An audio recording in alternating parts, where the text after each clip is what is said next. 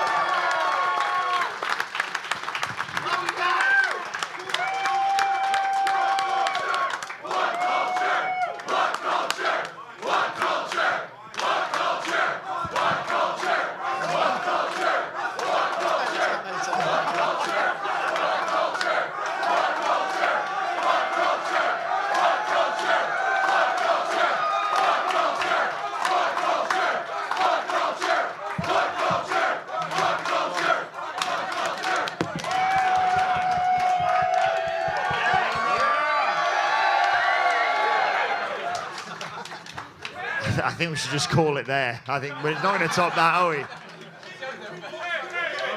Well, enjoy night 2 of WrestleMania. Thanks for coming, guys. Sorry, I should say, hello! And welcome to It's Always Sunny at WhatCulture. I'm Adam Wilborn, joined by Andy H. Murray.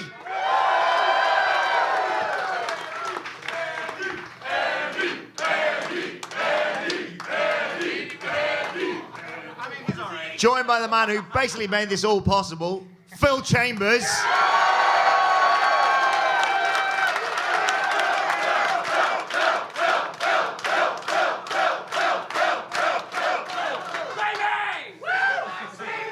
The one and only Michael Sidgwick, ladies and gentlemen.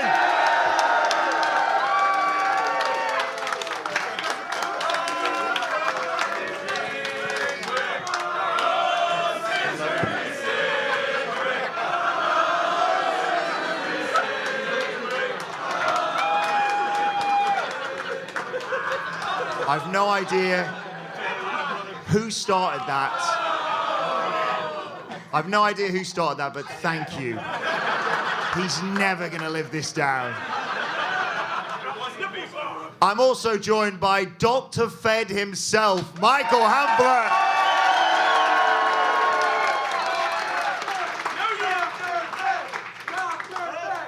Yeet.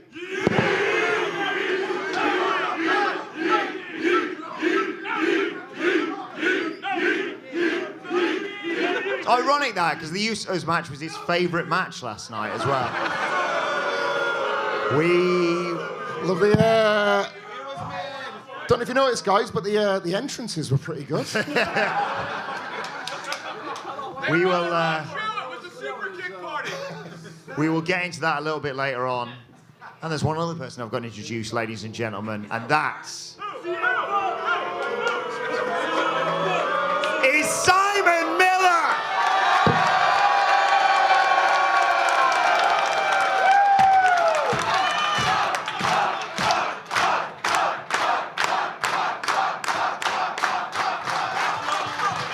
But most of all, please give yourself a round of applause. Thank you so much for coming out today. It means the world. And we wouldn't be able to do this. We wouldn't be able to come out to America and cover WrestleMania without you guys. So from all of us here, thank you from the bottom of our hearts. It really means the world to us. Thank you. So we're going to have a lot of fun today. You ready to have some fun? Yeah! You ready for a live why? Yeah! Are you ready? I'm going to be joined by the other two Dudley boys for a WhatCulture Wrestling podcast, available wherever you get your podcasts from. I'm talking about Apple Podcasts, Spotify, Amazon Music. I love this bit. And YouTube. We are on YouTube. Yes, we're going to be talking about WrestleMania Night 1 a little bit later on. And we're going to be answering loads of your questions in just a second. As well, of course, there's a bloody good quiz. Oh!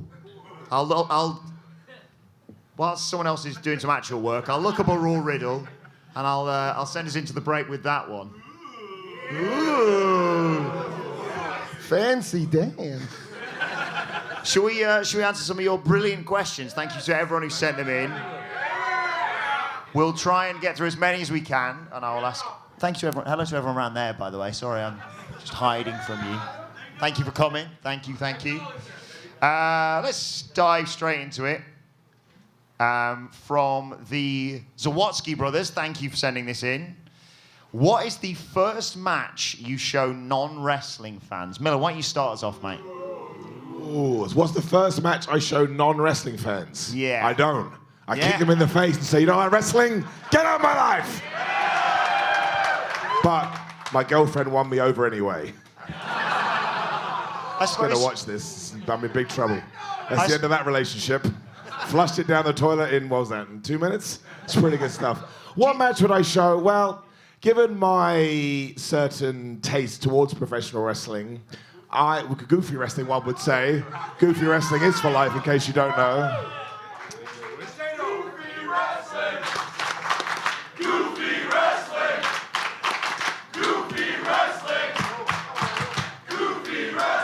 No, I think probably realistically what I would show them is something with The Rock in it because, as my mum always says, she sees The Rock and she goes, oh, Simon, have you know who Dwayne Johnson is? I say, yes, because it looks a lot like that Rock fellow you used to watch. I'm like, yes, he does, mother, but you can't try to explain it. And I think that kind of gateway drug is really important. You need to be able to... WrestleMania, the whole of WrestleMania, that's what I do. I show them the whole of WrestleMania 17. And when they went up to use the loo, I'd be like, no, you go back down. You watch all. There are some bad matches on WrestleMania 17. We don't need to get into this. Say what, sorry? The Gimmick Battle Royal. What from I could show that. I could show them that because you know who's in the gimmick, but you're a good man. You know who's in the Gimmick Battle Royal. The last appearance of the one and only Repo Man. Do you know what? I'm changing my answer. We've got a Repo Man chant. If I die tomorrow, everything will be okay. So, actually, it won't. You know, my parents will be really sad and my friends and family. But everybody will go, he said it wasn't a problem. Because he got a Repo Man chant. What did he really achieve in his life? Maybe Repo Man will do my eulogy. You never know. Do you have eulogies at funerals? That's what it's called, isn't it? Forgetting Repo Man. Yeah, absolutely, yeah. No, I mean, genuinely, I think I would show them something with The Rock in it. Maybe The Rock and John Cena, maybe what he did last night, which I thought The Rock, show The Rock Hogan, because people do know who Hulk Hogan is. All right, I'm just going off tangent now. I tell this story and then I stop. I don't have an answer, basically, because, shout out to my girlfriend who will watch this, this is why I probably was mesmerized by her. She said, oh, tell me about professional wrestling. And I said, well, you know the thing with Hulk Hogan? And her response was, I've never heard of Hulk Hogan. So obviously I asked her to marry me right then and there, because I was like, I can be your way into this wonderful thing known as sports entertainment. But how mad is that? She'd never heard of Hulk Hogan. Like, she's what, sorry? Show her Mr. Nanny the movie. Too many people shouting so many different things. I'm not going to show her Rocky 3. Anyway, I would have talked enough. I would absolutely show something with The Rock, because again, they'll recognize it from a movie they've seen, and it will just make them more interested. Because if you're going to show them something that's way too hardcore, they'll be put off by it. They just will. So I think it's always good to try and think of the more, as awful as it sounds, the celebrity version of wrestling, which it is very good at. You know, for example, if you knew someone was into their movies and you showed them even Mickey Rourke hanging out at WrestleMania, then they go, oh, I saw that guy from a movie, maybe I'll see what else is going to go on. So that's what I would do. Now, somebody else talk, because I turned that into a mini soliloquy. I suppose, yeah, generally the question is, how do you get non-fans into wrestling? Dr. Fair, what would you prescribe to non-wrestling fans? I'm going to go a bit left field, guys. I'm going to go to WrestleMania. It might not shock you if you listen regularly that our tastes don't always align. It's because your tastes suck, bro. Me and Murray have a shoot fight every morning. We literally agree on zero wrestling things in the office. We should probably record it. It's really entertaining. Which is why, if I had to prescribe a match to somebody that does not want to watch, I would pick the one that I think unified all of us, which was Ronda Rousey and Kurt Angle versus Triple H and Stephanie McMahon. Yeah. It's got, to Miller's point, a bit of celebrity. A lot of people know who Ronda Rousey is without any interest in wrestling or combat sports. The Fed ruined that. Yeah. I cannot wait to read the book about that. But it's got Triple H's one good match. Good for him. Right, ruffle the hair. He got it right.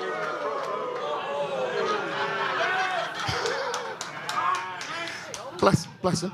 And it had all of us in the middle of the night, because a lot of you guys won't know this, but we have to watch wrestling quite late. Had us all in the office, collectively, screaming. Like, absolutely screaming. The bit when Ronda's unloading on Triple H with fists, it lifts him up, all that sort of stuff.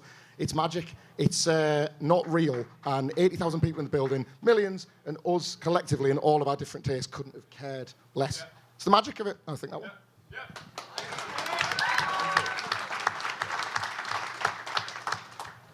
Sage, what are you going for?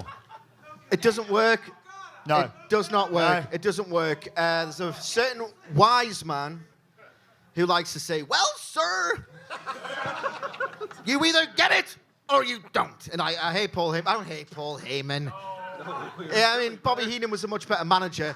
I don't hate Paul Heyman, but he does have an incredibly succinct way of putting this problem across. You either get it or you don't. It's literally as simple as that. You can, in fact, reduce it.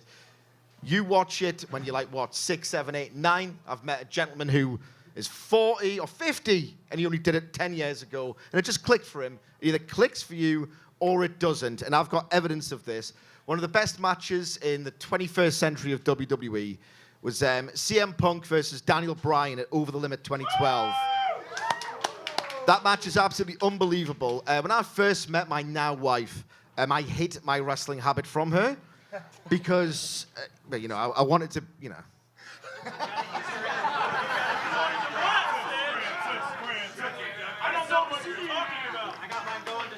So I hid my wrestling fandom from her because I thought I was not going to get anywhere. She didn't realize I like this shit. And then So sorry, I don't understand that. When you say get anywhere, do you mean like on a journey or in the car? Or... Yeah, fuck that. You always explain these things. Shut up, man. Shut up. Oh. Yeah, maybe, who knows? Anyway, I hid it from her to the point where I used to do an office job at the time, 9 till 5. I mean, I do now, but it's a great one. Thank you for facilitating it, by the way. And she realized that I liked wrestling. I had to take Monday off, and she's like, cool, let's do something. And I was like, calm down. It's been 3 months. And I was like, nah, I've taken the Monday off. Obviously, because it's between 1 a.m. and 4 a.m., or it was at the time in the UK. And she's like, well, what's all the mystery? Shit. The time has come. When I had it secured at this point, like a deposit.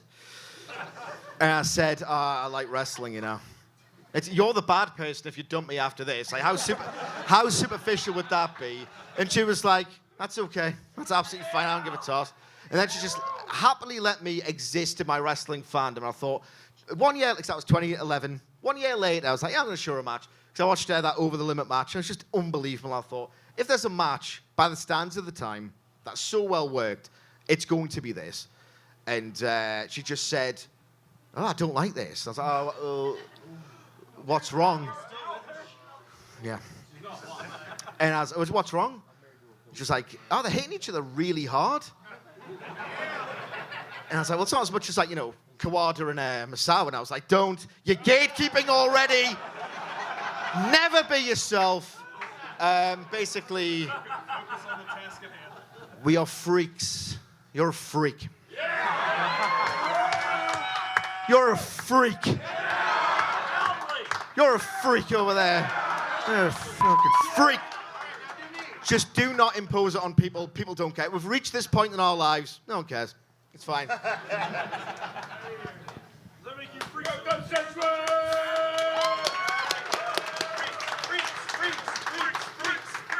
Phil, what are you saying?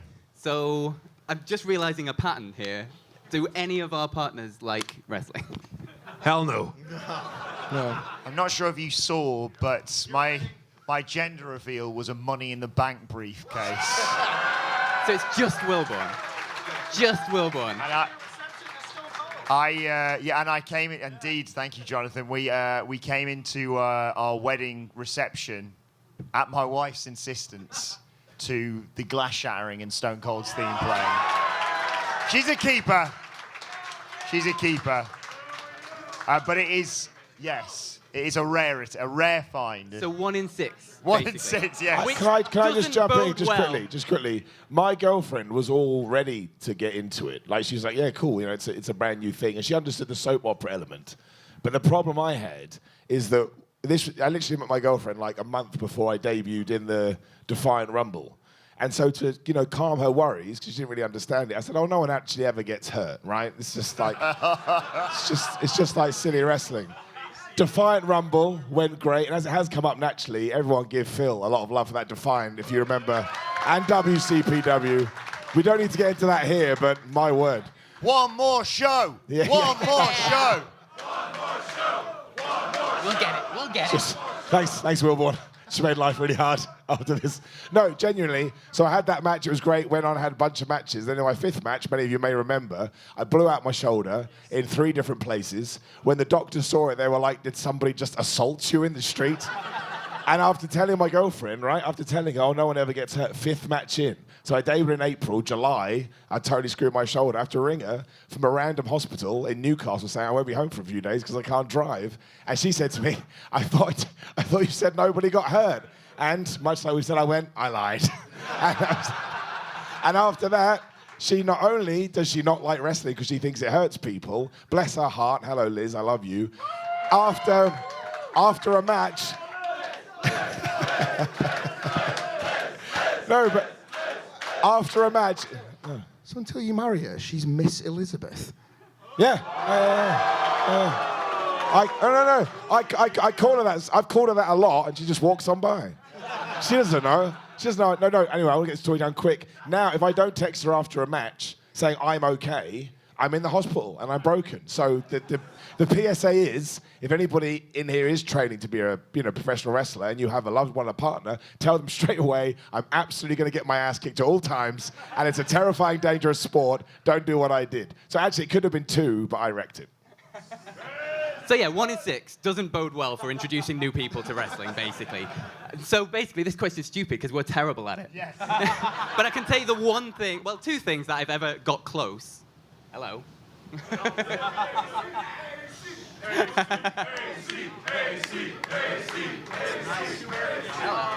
So yeah, the 2 things I've ever got close. One was the Cruiserweight Classic, because it was just loads of different flippy guys. The matches were 8 to 10 minutes. It was all dead fast. They had tassels, which for some reason was a big deal to her. I don't know.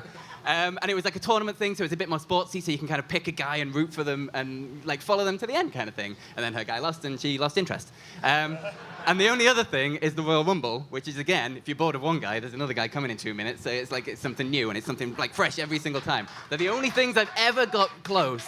So she'll watch the Royal Rumble with me, and that is it. That is the only wrestling she will ever watch with me. So I'd say the Royal Rumble. Give it a try. Why not? Andy, any others you go for? Yeah. I mean, we've had a good range of answers here. There's a general overlying philosophy of you should go for something except, like, what's the word I'm looking for? Approachable, right? Not the most complex thing in the world. Like, if you're going to try and make someone into a metal fan, for example, you don't go straight for Cannibal Corpse. You go Iron Maiden, Metallica. You ease your way in. And I understand the philosophy my esteemed colleagues are going for here, but I disagree completely. I think you should go all the way in. Like Michael Sidgwick says, pro wrestling is for the freaks. So what you want straight away is get the full complexity, the full nuance, the full the full depth of this great sport. And if you really want a match that captures those things, the depth, the War and Peace level storytelling, the characterization, there's only one match. Shane McMahon, The Miz, WrestleMania 39. The only answer. He does still got it. I agree. I don't think his ACL does, the poor guy, but hey. He probably did. In all seriousness, I have a couple of really accessible answers that fit the same theme. Number one, the Graveyard Dogs versus Shane McMahon and Drew McIntyre. Tremendous piece of pantomime. Also, if you're introducing someone, there's a good chance they already know who The Undertaker is. You can go, hey, this Drew guy's really cool as well. Shane, whatever. And Roman Reigns happens to be the most dominant guy in the world. Number two, from the other promotion in America at the moment, the first Stadium Stampede. Because my God, did that cure my pandemic misery or what? Those are my answers. And you know, last year's Shane McMahon match as well. Great answers there, thank you. Yeah, let's hear it for AEW.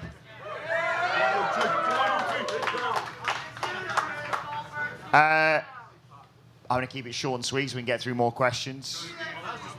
It is a main event of WrestleMania that hasn't happened yet. It's happening tonight. Night 2 of WrestleMania 40. Stone Cold, John Cena, Cody finishing the story, and who knows, maybe a rubber chicken as well. Thank you to... Rubber chicken! Rubber chicken! Rubber chicken! Rubber chicken! Thank you to Daniel Petrick. Daniel, are you here? He's over here behind the pillar. Oh, you're hiding there. Daniel, thank you for this question. Great question. Daniel says, projecting ahead to April 2025, what are the 4 headlining matches for next year's WrestleMania? What are you looking forward to? What are you hoping we get, Andy? So I guess we're probably going to pick 6 headlining matches. 6 of us here, right? So I'm going to leave the big names, well, the biggest names in the company to the other guys. I'm going to pick a match that I would just like to see because I think it would be absolutely fascinating. So pick whatever women's championship in the company you want to pick. Rhea Ripley, who is absolutely tremendous at every aspect of this. There we go. Let's do this. But like in the ring, she's just a monster. She's a physical beast. She's got the power, all of that stuff. I think that she would be a tremendous base for Kairi Sane in a high-level profile match. It's a perfect clash of styles. It's for the freaks. It's for the nerds. I am both of those things. I want to see that. I don't recall if they fought in the Mae Young Classic. Yeah, it'd be sick though. I want to see it. I'm going to jump right in and just steal Cody Rhodes because, you know, why not? I think they should do Cody Rhodes versus The Rock at SummerSlam, not at WrestleMania. And then I think Gunther versus Cody Rhodes in the main event, probably night 1 maybe, would just be absolutely incredible. I am desperate to see Cody's style of storytelling kind of over-the-top nonsense in matches compared to Gunther just slapping the piss out of him. Just slap the tattoo off his neck. Yeah. So I'm going Cody versus Gunther. I heard WWE being drifted off. What's the question again?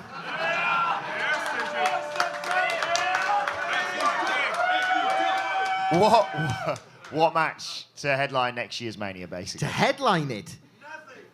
I know what headline means, Phil. The way this thing works is that they want to make you wait and wait and build and build and build and build. It is the most tedious answer imaginable. but it has to be Cody versus Rock. Like, it just absolutely has to be Cody versus The Rock. Like, we were watching a sneak preview of the podcast later. We watched WrestleMania Night 1 on a TV in the stadium because obviously the ring's very small. You have to flip between the two. And it was almost as if, I believe there was a different feed on television, but when they did that stereo walk and brawl, like the Heroes of Wrestling style, arthritic, like, you know, we're going to each pair off and do that. The amount of times on the big screen, it was just, what was it, Seth and Rock and Cody and Roman. The amount of times it was just on Seth and Rock, Seth on Rock, and then they're just like, oh, shit. The main event of night 2, that's happening on the other side of the arena. We should probably cut to that. I just think it seized everyone's imagination.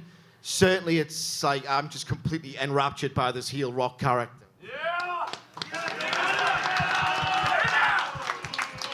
Just, I'm all full of mana. It's just complete box office. The dynamic's great. There's an instant chemistry there. You've got this, like, old school, bit of a knobhead male alpha guy who's also awesome in The Rock. And you've got this really nice bloke with modern sensibilities who is just wanting to be people's best man. I just think it's a really nice dynamic. And it's the biggest match in wrestling. And I'm already looking beyond tonight to watch it next year. Good takes, Des. Main event, like, Awesome Truth had the belts for a year by then.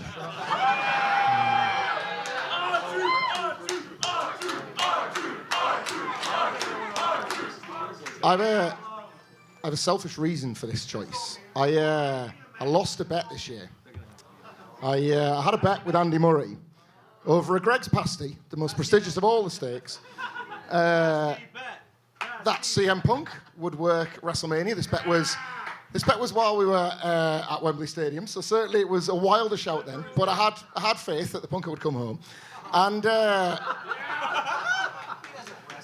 he did. And then his chickens came home as well, and they came up recently, got injured, and Murray has won the pasty bet this year. Well done, Andy Murray. Which one of you thought he was? Cry me a river! I thought he would.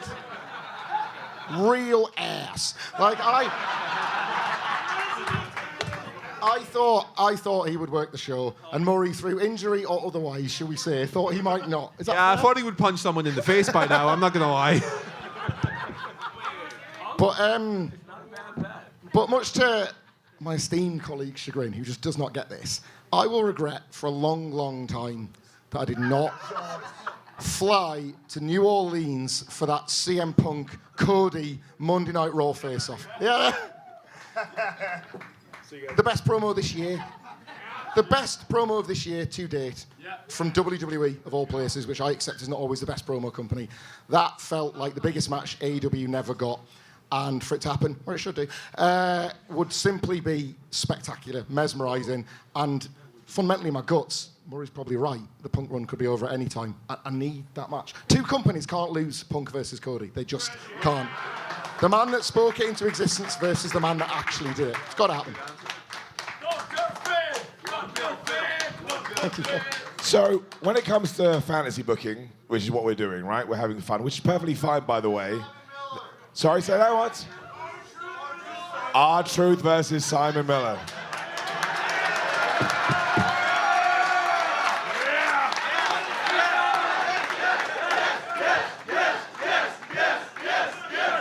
Honestly, if that was the match, I'd say Truth. I'm calling it.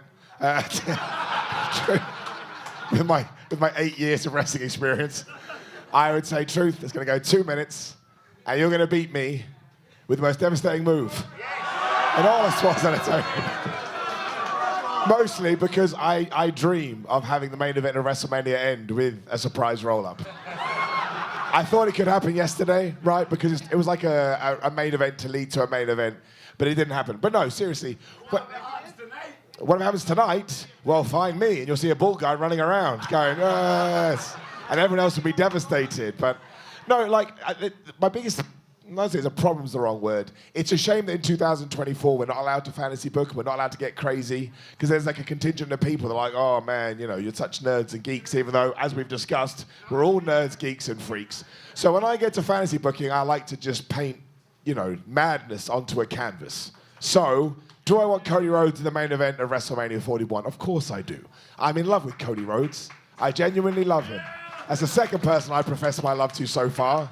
So any one of you could be next. But genuinely I do. And without wanting to sound like an annoying person, which I am going to do, there are things that are going to, too late, I know it happened about 10 years ago, you're right. There are things about Cody Rhodes that will come out one day and you're going to love him even more. Because the amount of stuff he's actually done for people in overall professional wrestling is crazy.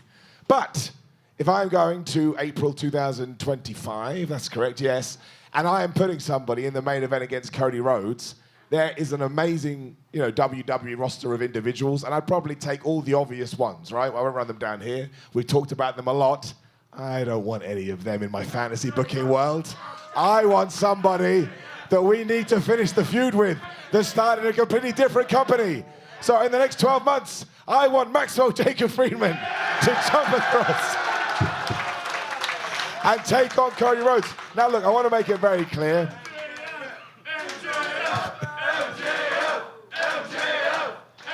I want to make it very clear.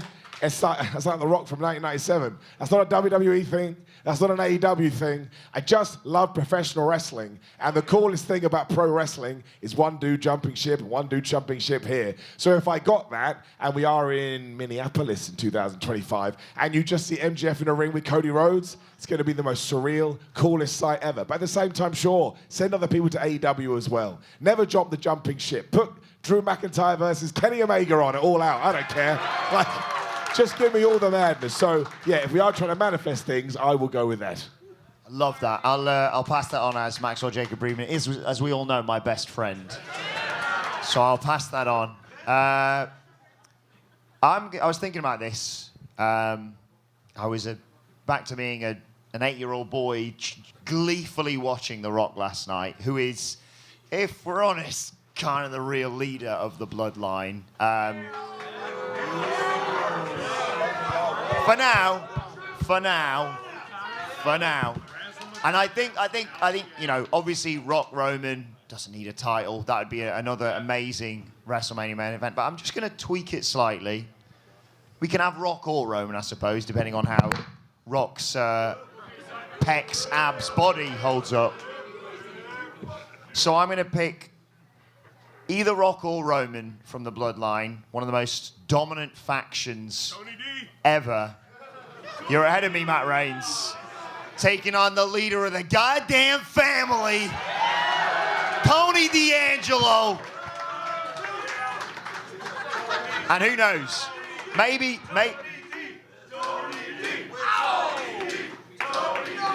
a member of the family might make an appearance today. Who knows? The Riz. We love the Riz. We're going to finish up with, we're going to conclude this one ending quite rightly, Simon, because this is a great question. What are your favourite goofy wrestling moments ever? And I'm going to go first here and cheat and say every moment since NXT became good again. You can keep your black and gold. For me, it's all about NXT 2.0. Thank you so much. I love it. Andy, what goofy moments do you love in wrestling? You guys familiar with a little guy called Fred Ottman, by any chance? Tugboat, tugboat, tugboat. Generally, I think, as my wrestling tastes have evolved, I like the grumpy stuff a little bit more these days. But as I was growing up, the thing that pulled me in, aside from Roddy Piper, because I thought he was Scottish, there's my guy, was the Tugboat himself popping up in a promo and saying the most preposterous line an adult human has ever said. This gentleman with his little hat and his little striped shirt said, when I was a little boy, I wanted to be two things growing up. Number one, a wrestler, and number two, a boat. And he accomplished both of those things.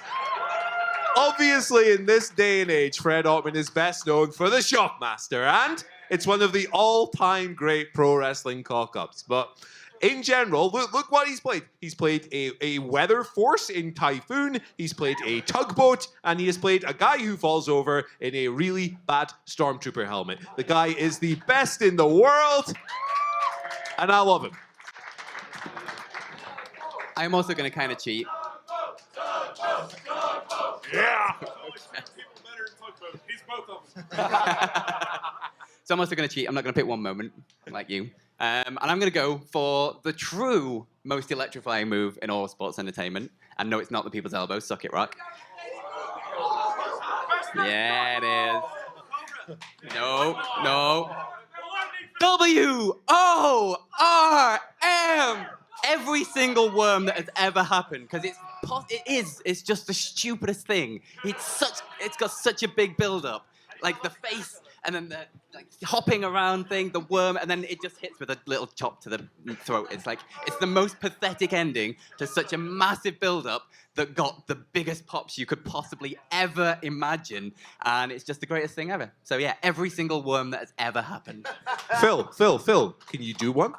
I highly doubt it. Okay.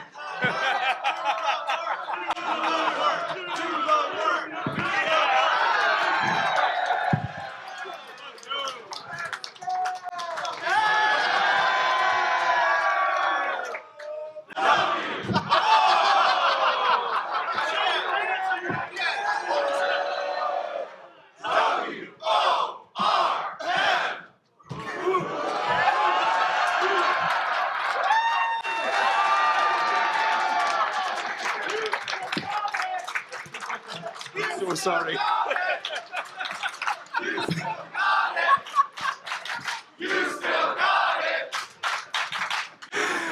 Oh, no, I don't. People say we have no credibility. I don't know what they're talking about. Sidge, what's your favourite goofy wrestling moment that you're about to recreate for all of us?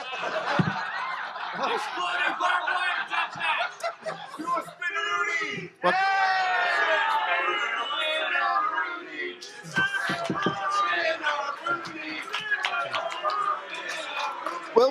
Wilborn. Yes. Was this goofy wrestling moment? Yes. Kevin Dunn. Got it.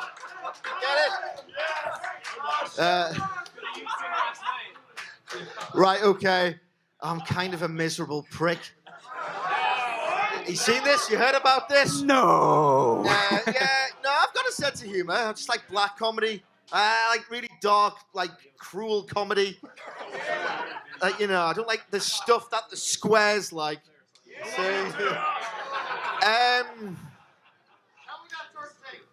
What do I like that shit? I've just got such good taste. Kenny Omega. You know what? Cody and being the elite was goofy. Cody and being the elite was goofy. Like one of our favorite things, like that we often replay in the office. I think it's the finish of Supercard 2018, where as part of the match, Brandy Rhodes sacrifices herself to allow Cody to win, and then he pins Omega, doesn't he? At Supercard 2018, and this is when being the elite, which I love the elite. I think being the elite 80% of the time is just a bit lame, right?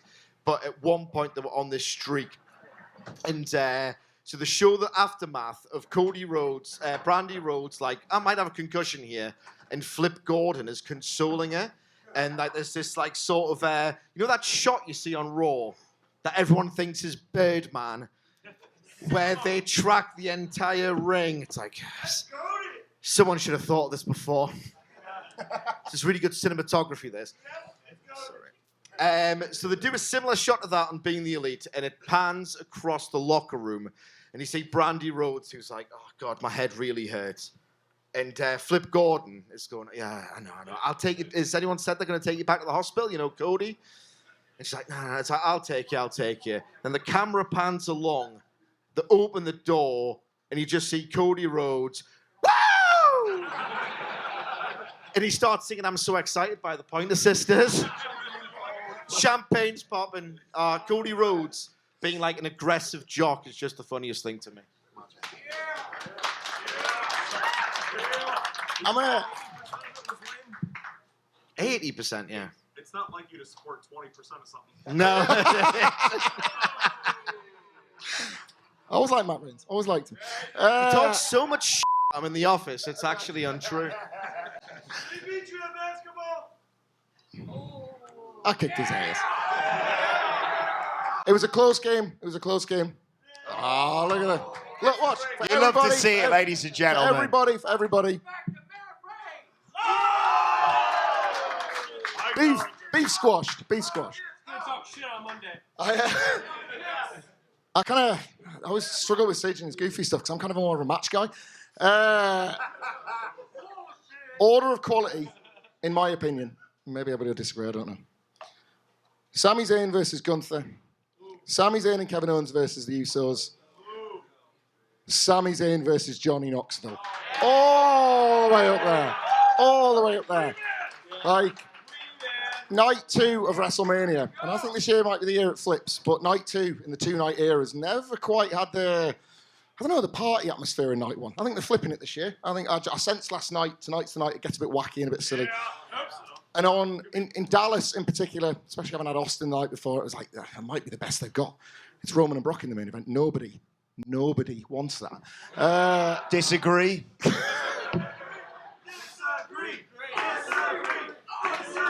Everybody will have their favourite moments because it was one of the matches that just left you with so many memories. The 3 for me are in the building and still being surprised by the massive hand that comes out and slaps him. The mousetrap not working and somehow being better. And WWE having the gall at WrestleMania 23. So somebody in a WrestleMania 23 shirt earlier on, actually. To try and recreate Hogan and Andre with Kane and the Great Khali, when all along it was Wee Man and Johnny Knoxville. Right? Just perfect. Yes. Here we go. And I feel a lot of pressure. Your main event in this, yeah. I've been sat here thinking, man, what if I forget something? So I thought, we'll start with something modern, we'll start with something old, and then we'll start with something general. In terms of people doing it right now, I got to give a shout out to Timeless Tony Storm. Character makes me laugh every single week. And the line this week, I think, was Mariah May reminds me of a young Tony Storm, whereas Thunder Rosa reminds me of an old Thunder Rosa. Just made me laugh out loud. Thunder Rosa will kick my ass for that one, yes, she will. And then going all the way back to the past, I mean, I think now in hindsight, I didn't know at the time, but something that really opened my eyes to Goofy Wrestling for life was, of course, Booker T and Steve Austin in the supermarket or the grocery store. And they showed a clip of this the other day on SmackDown WrestleMania, and Austin walking away and just saying, clean up of jackass on aisle 6 or whatever he says, still makes me laugh, and it's wonderful. And I think the reason that one always comes to mind is because it's just main event talents, right? It's not people sort of mucking around at the start of the show just doing silly things. This is a program with Stone Cold Steve Austin, one of the greatest wrestlers ever, and Booker T, one of the most underrated wrestlers ever, by the way, because, of course, let's not forget, he went on to do King Booker, which is one of the all-time great Goofy Wrestling for live characters. Huh? King Booker! Excuse me. But I think the person that we always have to come back to as someone, Joe Hendry, I kicked that guy's ass. Even though he kicked my ass during that TNA show. That didn't go well at all. But no, someone's shouting it. R-Truth to me is the king of Goofy Wrestling for life. And what I love about R-Truth doing it is A, he can make me laugh constantly, genuinely. Especially this last run, he never misses.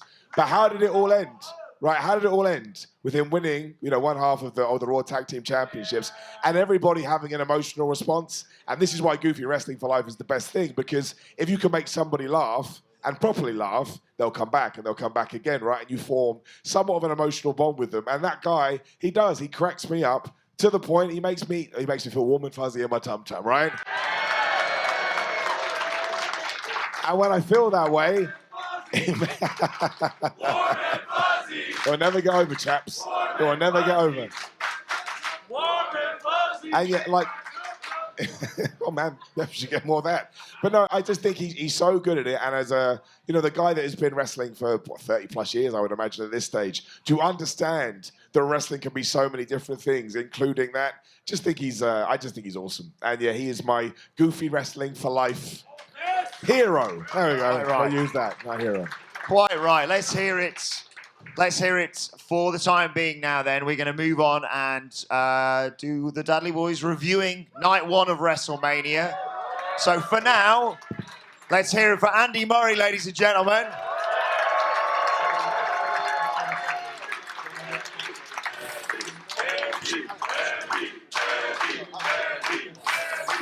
Phil Chambers.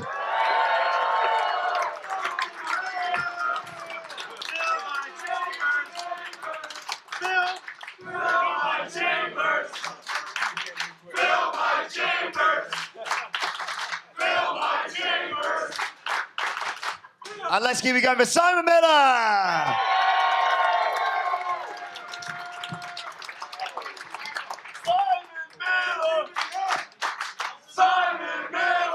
He's coming back. Please don't go anywhere. Don't leave, yeah. He's coming back to do a live wire a little bit later on today. Where are you going? No, stay here. I can see all of your lovely faces there. Honestly. It's too heavy. I'm Next sorry. up, we are gonna. Actually, could you all be the soundboard for Is us? that all right? Oh. Let's just try this. If a match is really good, normally we press a button and it goes. It's good. It's good. And if I wanted to instruct someone, to give me fellatio, I would press the. Thank you. And if we were to, I don't know, like flash back to another brother versus brother match, maybe featuring Matt Hardy, can you have a button that would? I think they're good to go. I think we're good to go. Okay.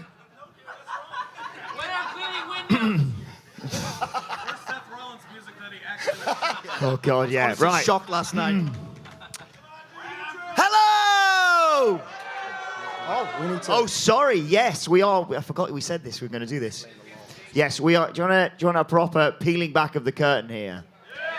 So thank you to everyone who's watched the YouTube channel. Thank you to everyone who supported the podcast channel and listened to the podcast over the years. It is ridiculous that the three of us get to do this. It's, you'll never know how much it means to all of us.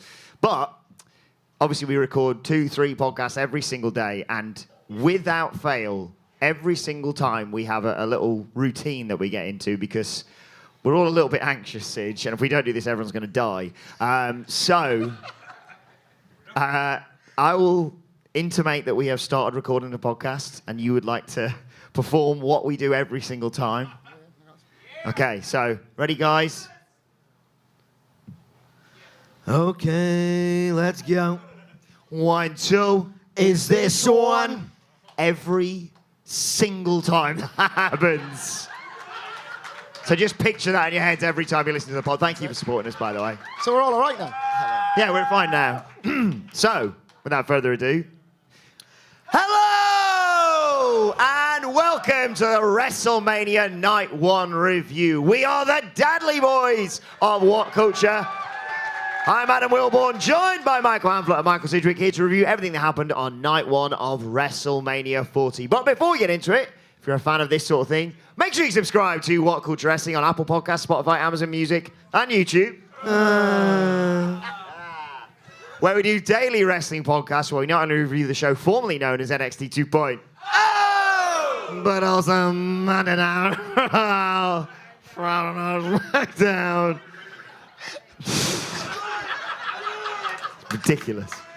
AEW, Dynamite! And I need your help with this one. And AEW Collision, pay-per-views, premium live events, we have interviews, roundtable discussions, and a round of the week complete.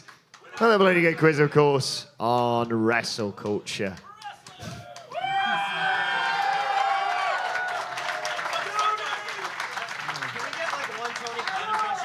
One Tony Khan impression. Well, I can tell you this review is going to be great. It's going to be great.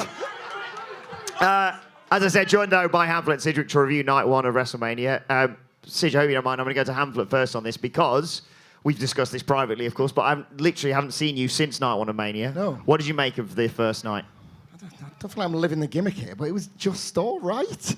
I don't know, like look, I'm a big believer in that you don't sort of say, oh, the crowd are quiet, the crowd could be better, whatever. It's all about the show, delivering for the crowd. I've been to a lot of events in Philadelphia this week to know that Philadelphia crowds are spot on. Like, there is no trouble there. I don't think it was a card that gave the crowd everything they were within reason to expect. Like, entrances, exits, like, all of that stuff, spot on. Presentation, as usual, amazing. WrestleMania feeling in the air. 0 bangers, controversially. Disagree. Wow. And and the main event.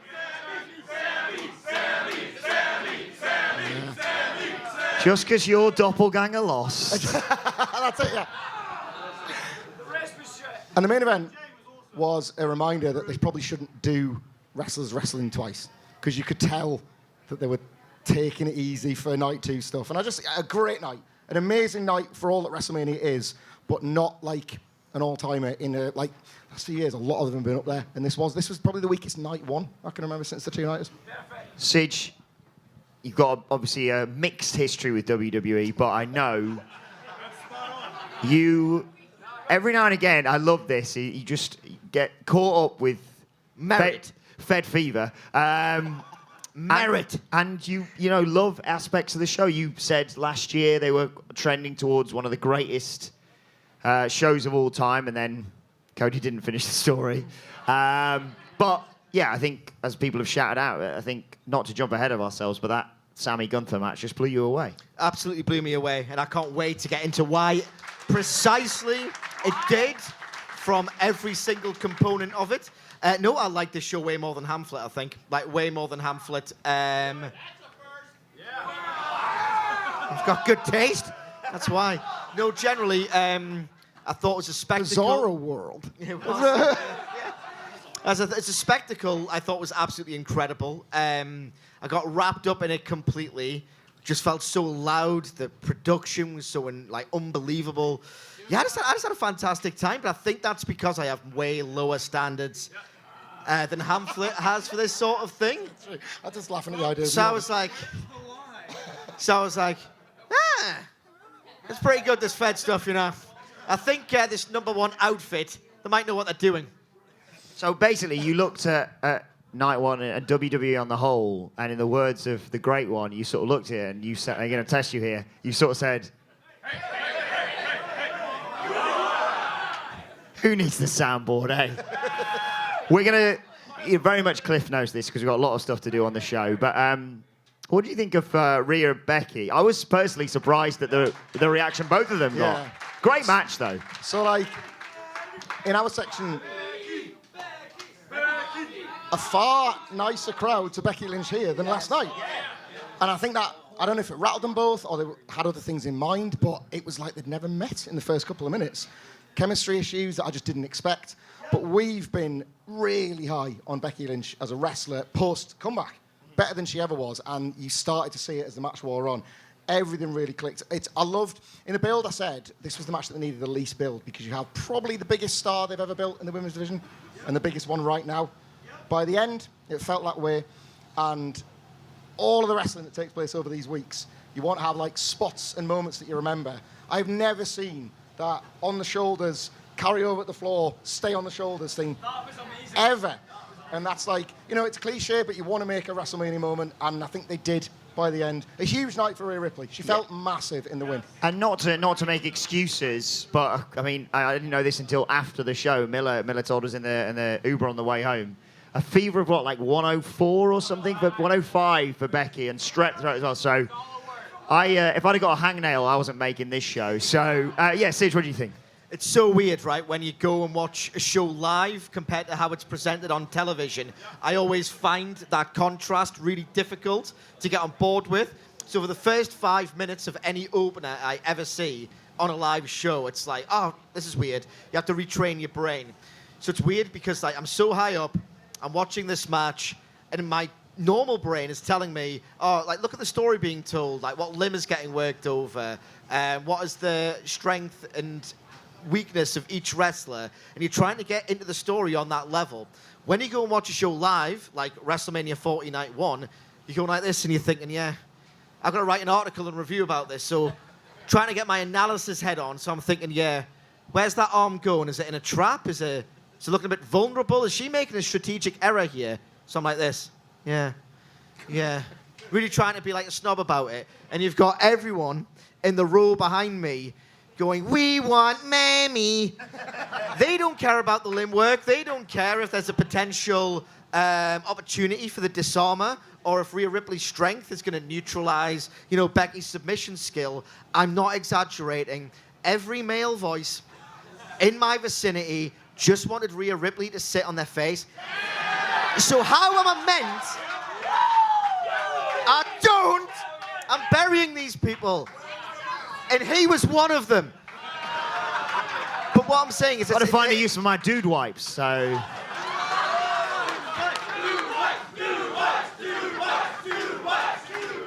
Yeah, it's really easy to concentrate on limb work for my reviews when you start chanting stuff like that. No, I do have that contrast in my head, but I thought they really, really worked so hard to get into it. I love the riptide on the second turnbuckle. It was tremendous. At its best, this match almost harnessed the energy of Charlotte versus Rhea last year, which is my favorite matches in WrestleMania history. It was reminiscent of that war. It felt like this real war last year. They almost got there with this one by the finish. Wasn't quite as good, but I had a lot of time for it. I thought it was really good. Yeah, that's a good point. Moving on to the tag title ladder match, Sid, I know you've not been the biggest fan of the Awesome Truth, but I suppose they did tee it up. Happy victory for them in comparison to the other people who won the tag titles. I'm talking, of course, of Grayson Bloody Waller and Austin Theory. A surprising choice for the other tag titles, I suppose. I mean, I know they are on the blue brand, but were you shocked by that? No, I kind of half expected it. I'll shock you, I think, with my take on this match. And it was... WWE is a very unique thing. I think even specific to wrestling terms, you either like it or you don't. There's a lot of things with the commentary and the production and the presentation that some people just don't jive with. And it's like with anything, really. This was like a pretty much something for everyone match. If you didn't like the antics of R-Truth, and I'm 30 years above the intended target audience, I'm familiar with comedy as a form in like stand-up and film and TV, so I don't necessarily need it. If you don't like him, you got this really cool match within a match between DIY and the New Catch Republic. They did some really cool ladder spots, so you could just watch that generally. And you know what? The heel reaction that A-Town Down Under got, compared to last year, if you consider the contrast, they must have done something right with, of all people, Austin Theory.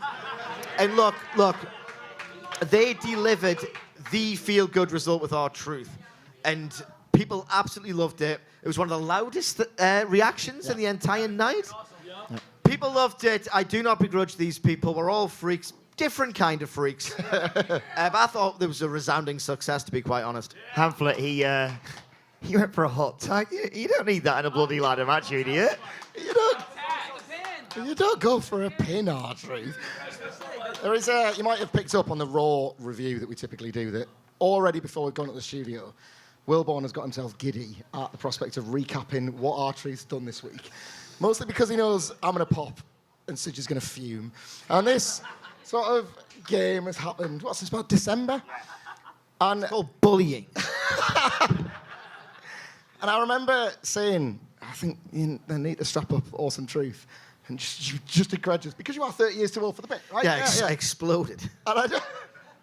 And I couldn't have been happier to see it. Like, every single week on Raw, R-Truth gets it. Like, last night wasn't a surprise. It'd be one thing if on the night they just thought, oh, sod it, let's just go for it, and he gets a pop anyway. They have made this character as over as he is all over again, as has he, of course, you know. Awesome Truth, nobody had nostalgia for the first run. It's Awesome Truth. Like, this run is something completely different. This was probably my favourite thing on the whole show on balance because of the point Sidge was making. I thought New Catch Republic had a brilliant night. Like, they're not dry wrestlers, but so often they feel that way. And they had a night they should have had years ago. DIY, the DX stuff is really lame, man. But, like, you know, they were into it, and the bumps were unreal. People like DIY in 2024. Seriously. I did like the Rhea X, actually. Yeah.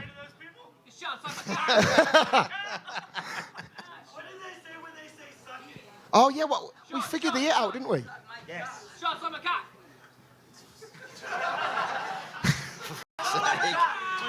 Suck my cock! There we go, thank you. So, yeah, I really enjoyed the ladder match. Moving on, indeed, we got to Switching gears. Rey Mysterio and Andrade versus Santos Escobar and Dominic Mysterio.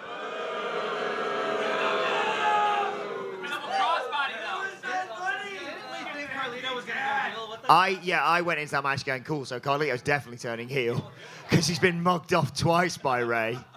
Oh no, we lost Dragon Lee, which is why we're getting Andrade. I'll be honest, I missed the beginning of this match. I was getting a pint.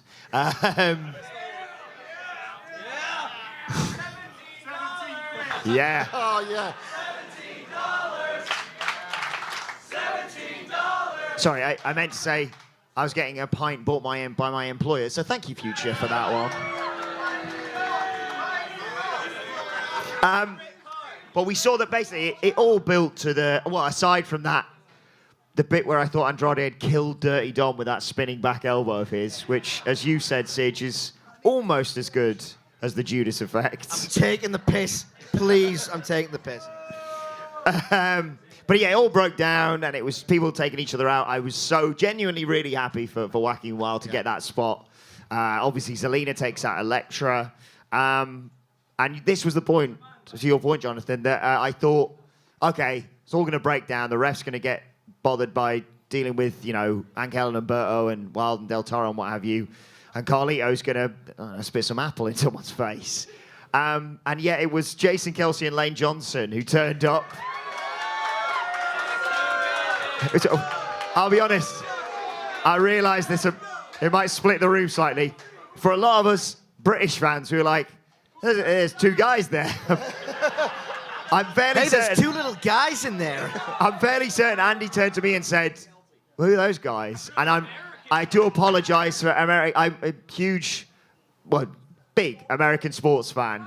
And I went, that's Travis Kelce right there. That's what that is. I knew it was one of the Kelceys. But it got a great reaction, obviously. And what do you think of it all? Yeah, Sidge's point about being there live, like, I didn't know who they were, but who cared? Everybody in our section, did you hear that reaction they got there? You take that, you know, on its merit. I wanted Bad Bunny. Yeah. And I think... That's as far as I get as well. The Wacky and Wild Dive, while amazing, was, for me, a reminder of probably what this match should have been.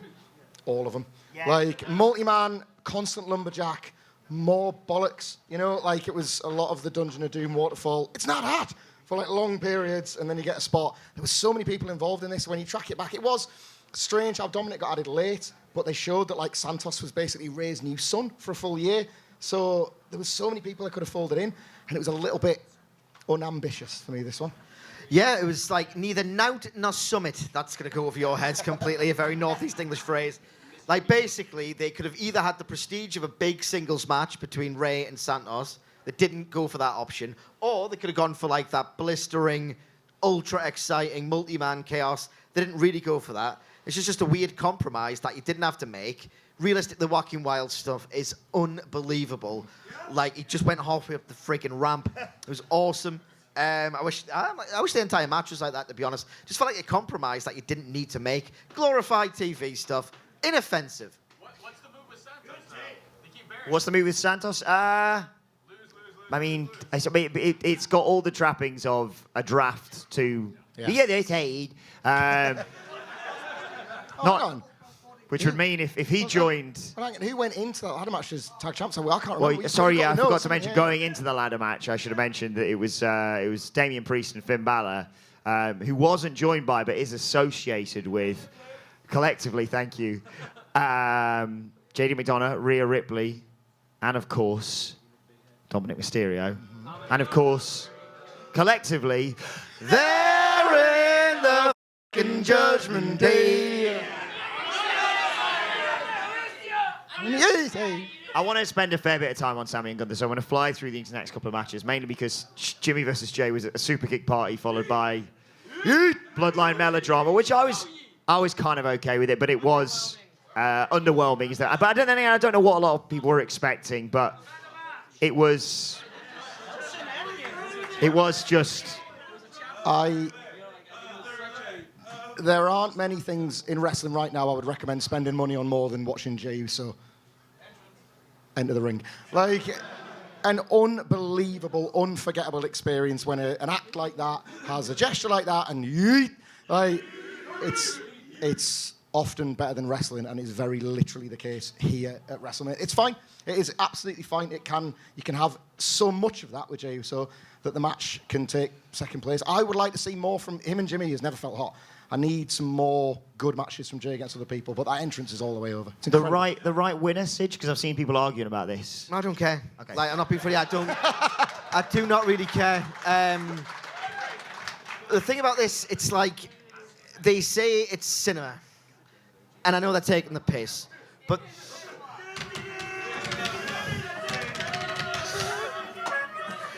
this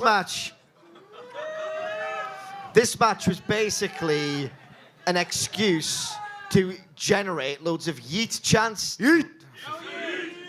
Go Jay, but no yeet. Yeet. And it's like, it's not cinema. I don't know if you have it in America. Do you have pantomime in America? There's panto. Theater. Either way, it was just not very good. Not very good. Community theater. Community theater, that's Roman Reigns. He's a level above. He's got The Rock as cinema. Roman Reigns is theatre, and then the Usos are community theatre. The match I was most confident the result of the entire weekend was Damage Control versus Bianca Belair, Naomi, and Jade Cargill. Not that they needed to look any more like megastars, but that entrance was incredible. Oh my God! I smashed the button. Perfect. A great match. The 6-woman tag I thought was a great match. Like, the WrestleManias I grew up on were like 5, 6, 7. And they had those wonderful covers of the purple sky and the lightning. And I just was captivated by these incredible, visually attractive wrestlers in amazing gear, very strong, kicking people's asses, in lean matches that you just the most basic structure imaginable. And that was this, and I really enjoyed it as a result. Yeah, totally agree. It's the proper stuff in that regard, especially in the middle of the card. Yeah. Like, these, obviously, two-night WrestleManias are so, like, much easier to get through than when they were really, really long. But even in the long years, you'd welcome a match like this as a total palate cleanser. They couldn't have put foot wrong here. Quite right. Moving on. Incredible entrances. Sorry. Unreal. Yeah, Jade. Yeah, Jade's a megastar. She's going to be unbelievable. What a superstar. Yeah. Moving on, Gunther. Sorry, moving on, Hamflet. We got to talk about Gunther. Sammy's a- 666 days, which I did not realise going in, which was very nice. Gunther versus Sami Zayn. You said you and I have already spoken about this. We've briefly mentioned it as well. We went in going, it's not Chad Gable, but it'll be fun. And maybe Gable, I said for all along, I thought Gable was going to throw the towel in. And then that entrance and all the build-up for Sami, and I just adored it. Yet again, Gunther with the match of the weekend in terms of WrestleMania. I thought this is an absolutely unbelievable match. I was not particularly captivated by the build. Like, I didn't even think they would get me to half believe. You know when, like, you suspend your disbelief, which is what it's all about. In that moment, you think, oh, maybe they could win. I've been worked into it. I didn't anticipate getting that feeling because we all knew who Gunther was reported to wrestle. So I didn't think they'd do the switch for a backup plan ever, especially like when the reign has gone as long as Gunther's has. This is absolutely incredible. Between the chat with his family, the tracking shot, Kevin Owens pumping him up, I was honestly thinking, is this vaguely going to happen? Like, it could have even happened. And then the match itself, they told you no, but once too often, to the point where it's like, he's taken that one extra powerbomb and withstood it. And I'm thinking, surely not. They're not going to do it with Sami Zayn. I mean, it's the backup plan. And then I wanted, because Sami Zayn is just one of the best babyface performers in wrestling history. And what I thought was particularly impressive about his comeback, yes, it was histrionic on the mat, but I've seen great wrestling matches, like, you know, Edge versus Jericho happened at WrestleMania.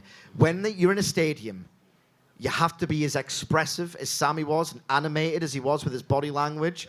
If he does that on Raw, genuinely, you might think maybe it's a bit too much. In a stadium, go for it. You've got to go for that back row. His body language is amazing.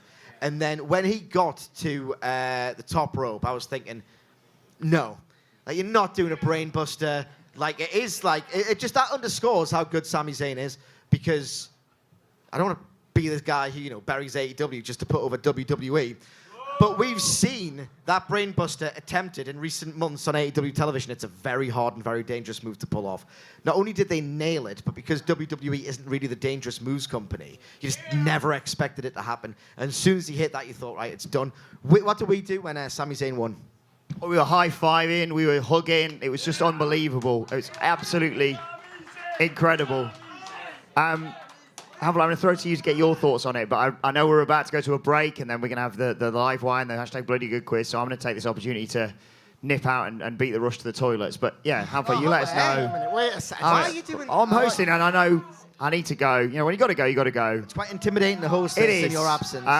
So Havel, your thoughts on Gunther? I'll be back in like 2 minutes. Sorry, guys. Sort of thrown So by unprofessional. Every single week. It's becoming a bad habit, this, isn't it? It's becoming a really bad habit. Like, I enjoyed. I've got nothing else to add on that fantastic review, Sami. I liked it more than him. Yeah, but I will say this: the last 5 minutes have given Cody and Roman the challenge. They've got to top that. Like, that's how good that last few minutes was. One more thing as well, I want to put over Phil Chambers, who's an absolutely brilliant guy. We were talking about this match in the taxi park, and he made the great point of that little pause Sami took before the pin. You know what carny wrestlers do? They want to protect their finish. So they do the pause. We saw it at WrestleMania 19. Yeah. Where you just go a little delay and then do it. It's like, oh, that's the kick out. It's How perfect, isn't it? much did that inform the drama of that near fall? It's Sami Zayn's one of the best ever, man. I love genius details wrestlers like Sami Zayn. Can you hear a creak?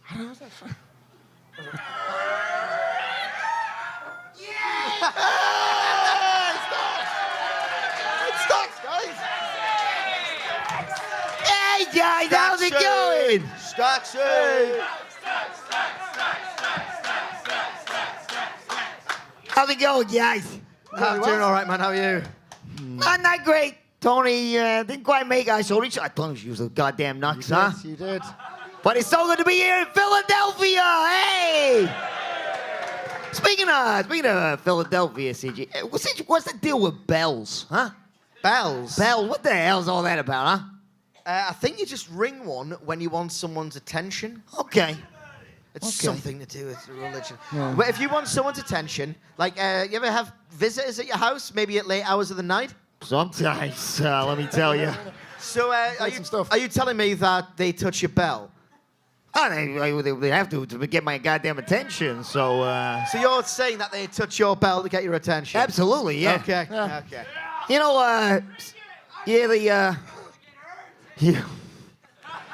you about the guy who wouldn't stop humping a bell? Hear about that? No. Apparently it was a dick ting. That's what I heard. Anyway, 3 jokes, 3 questions for you. Oh, good. Hey, maybe with the lovely people's hell, maybe you can get all 3. Who knows? Huh? We've never done it yet. Never done it. Question joke number 1. I know there's some kids in attendance. Don't worry, all these jokes are good for kids. Oh, God. Always, absolutely. Question joke number 1. Why do farmers put bells on their cows, huh? Why would they do that, huh? Right, what we got? Picture that, Got indeed. milk. Yeah, so like... But Stack loves puns and cow. It's quite a fertile ground for punning, isn't it? Hey, where's Daisy at, huh? Good to see you. She's right. I have no clue on this one. Don't know, Stacks. Sorry. Don't even know where to start with this one. Why do farmers put bells on their cows? Because their horns don't work. Huh? Shut your goddamn mouth. Show them some respect. I worked hard on this. Stacks, 10 minutes before we came out here. We worked hard on this. Stacks has had a difficult weekend. You know? Yeah. Hamlet, question joke number 2. What's 6 feet tall and has got an enormous dong, huh? Is it the Liberty Bell? Do you think it's the Liberty Bell? Because we're in Philadelphia. Yeah, no, but he's trying to wrong foot us. He wants to think he's being vulgar. Okay, What's 6 feet tall has got an enormous dong? I'm going to go with, because we're in Philadelphia, the Liberty Bell. I think you got a soundboard here with a certain button on it for that. It's the correct goddamn answer. Final, sorry everybody. Final question, final joke for you. Sid, indeed, for the kids. Why did my girlfriend, CG, why did my missus, tell me to get a bell?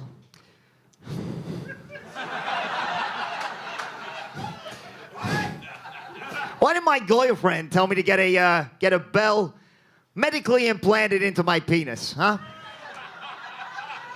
To ding her dong. Ooh. So I can bring a ding. Come on. Bring a ding dong.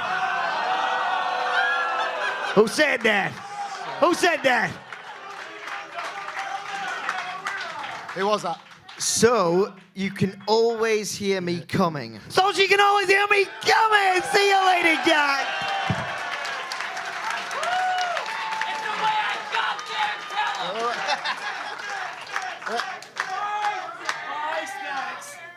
Bye, Stacks. Should we start? Well, I don't know where we're born is. What are your thoughts on the main event? Long. Because you're a freak, and you love the... Just missed him. You missed Oh, him. you're joking. You missed him. You haven't seen him since WrestleMania, have you? No. You missed him at NXT. I'm slightly concerned post-WrestleMania, if I'm perfectly honest. Feel like I looked that man in the eye. He had no idea who I was. And then he quote tweeted me, and I thought, someone's told him. And Which one was it? Who was it? He's going to fight. By the way, massive shout out. Let's hear it for Adam Nicholas, ladies and gentlemen. The man who does all the real hard work for the podcast, and the man who's put together the compilation that's probably been shown to Stacks. He's gone, well, that's not me. Huh? I've never worn a red fedora in my life. Anyway, main event time. Killers in the Jungle, Siege. Versus Cody and Seth. They had to win night 1, didn't they? Yeah, and they sure did. After about 8 hours. Look, that's, like, honestly, I was freezing my tits off, right? So they have to start, and if you can get away with doing nothing as a wrestler, just do that. Like, why would you want to bump? And they did a great job. Like, The Rock's entrance was got to be a top 3 of all time. Unbelievable. My problem with this was, like, just the pacing was absolutely rubbish. It ended up being really, really fun, I think. I have to watch it back on TV. So you saw it. They have this, we're just going to do the odd move to each other, but mainly stare at each other, register the moment. And that breaks out into the crowd. You have this, like, really sort of static, there's no energy or violence or chaos to this brawl. And then they politely get back in the ring. And then they work over Seth Rollins' knee for what feels like 15 minutes. I'm too cold. Probably was actually 15 minutes. Yeah, I'm too cold to care about Seth Rollins' knee. And Seth Rollins doesn't even care about Seth Rollins' knee because he stopped selling it after about 5 minutes after the fact. Then, where's the lie? And then the bollocks happens and you get the double pedigree. And I'll tell you what, that bit where Rock gets rock bottomed and then a split second later you get the barricade spear. I went, ah! How's that good again? How is that good again? Yeah. Honestly, I thought this was too slow, disjointed, self-indulgent, but the last 10 minutes, I really, really, really enjoyed. Yeah. Like, enormous highs, because there couldn't not be. Like, as soon as The Rock walked out, you realise what you're dealing with. Even with those trousers and that belt. Why are we not talking about this belt? Why is everybody in the ring He just was okay with gifted this it, belt? wasn't he, at the Hall of Fame? That was the Muhammad Ali. Is that what it was? Yeah. Looked weird. I didn't like it. But, like, Thank you. People's Championship, yes. I was going to say, yeah, is that what Damien Priest's going to look like? Yeah, like, I'm mostly with Sidge, to be honest. Like, the spot of the whole match for me, Cody's hatred of the Attitude Era, just standing up from the people's elbow and hitting the Cody cutter. Like, he's put years into a spot like that, you know? But speaking of the Attitude Era, I found myself comparing Rock and Austin. Steve Austin is an amazing instincts wrestler, and he walks around against Kevin Owens, looks a bit tired, and then goes to the floor and takes a goddamn suplex on the concrete. It's like, that's why you're a genius, Austin, because you make people feel The Rock just fucking loves to do shit.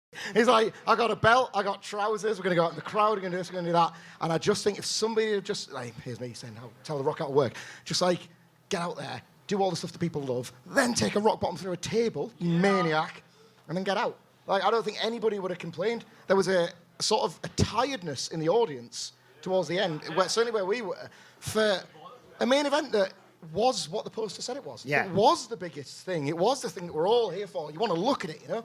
And I just thought they were the ones choosing not to give you what you wanted to look at for a short while. Last 5-10 minutes. Could not be mega, could it? Massive. I will say, I think Cody and Roman will smoke it tonight. Yeah. I think they will absolutely, we'll just not be talking about that match after the weekend. I know it was slow and ploddy. I couldn't have cared less. Yeah. I was loving it. I didn't want that match to end. I loved every single second of it. And yeah, I'm very, very excited for night 2. But on that note, we are going to wrap this up. We're going to have a quick break, get yourself some refreshments, etc. Merch is available. Merch is available, ladies and gentlemen. Get yourselves a beautiful What Culture Mania t-shirt over in the back corner over there. They are $25. We can only take PayPal and cash. But it's paying for us to go to WrestleMania, so if you want to buy one, it's really good for us. 3XL. $25, available in the intermission at the back. The bar's open, buy food, drinks, have fun. And when we come back, you're going to get a live why and a hashtag. Bloody good quiz. We'll see you soon. Thank you, guys. Thank you so much. Thank you. Hello again. Just want to say this is probably the best thing we've ever done, so thank you so much. This is genuinely amazing, so thank you. But it is now my pleasure to I think you might know this guy, funnily enough. It is none of those things. It is a live Y with the one, the only, Simon Miller!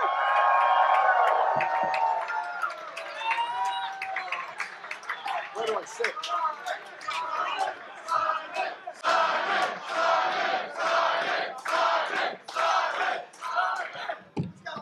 It's not good for my ego, is it, this? I can't sit down. That's ridiculous. It's like I'm at a funeral. Do people do that at funerals? Just sit down? I guess they do, right? People sit down at funerals. Sit down and cry. I also don't want to turn this into a stand-up gig either. So you have to direct me where we go with this, okay? We go too far over here, we don't like it. We go too far over here. What was that? I love you, Simon! I love you too. And as always, let's go on a date first. Sound good? I don't drink and I got a very boring diet, so it's going to be difficult, but we'll do our best. You're booing health, you're right. Boo health. Boo. Actually, do you know what? We can start there. Because my why today is kind of going to tie into this, and it's about how we all sort of have to live our individual lives, right? Now you can be like, we're so calm down right now. But it also ties into one thing, everybody's favorite discussion point, WWE versus AEW.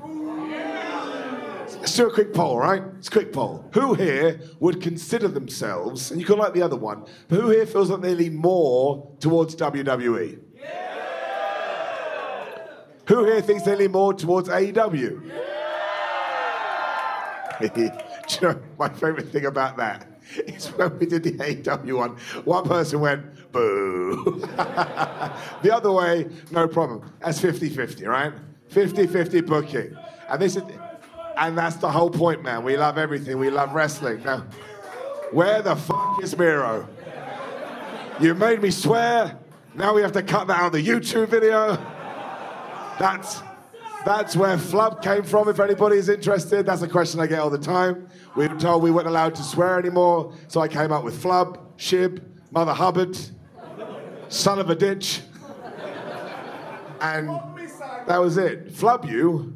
Dude, it's illegal, man. Can't do that in public. We'll get kicked out of the building. Say what?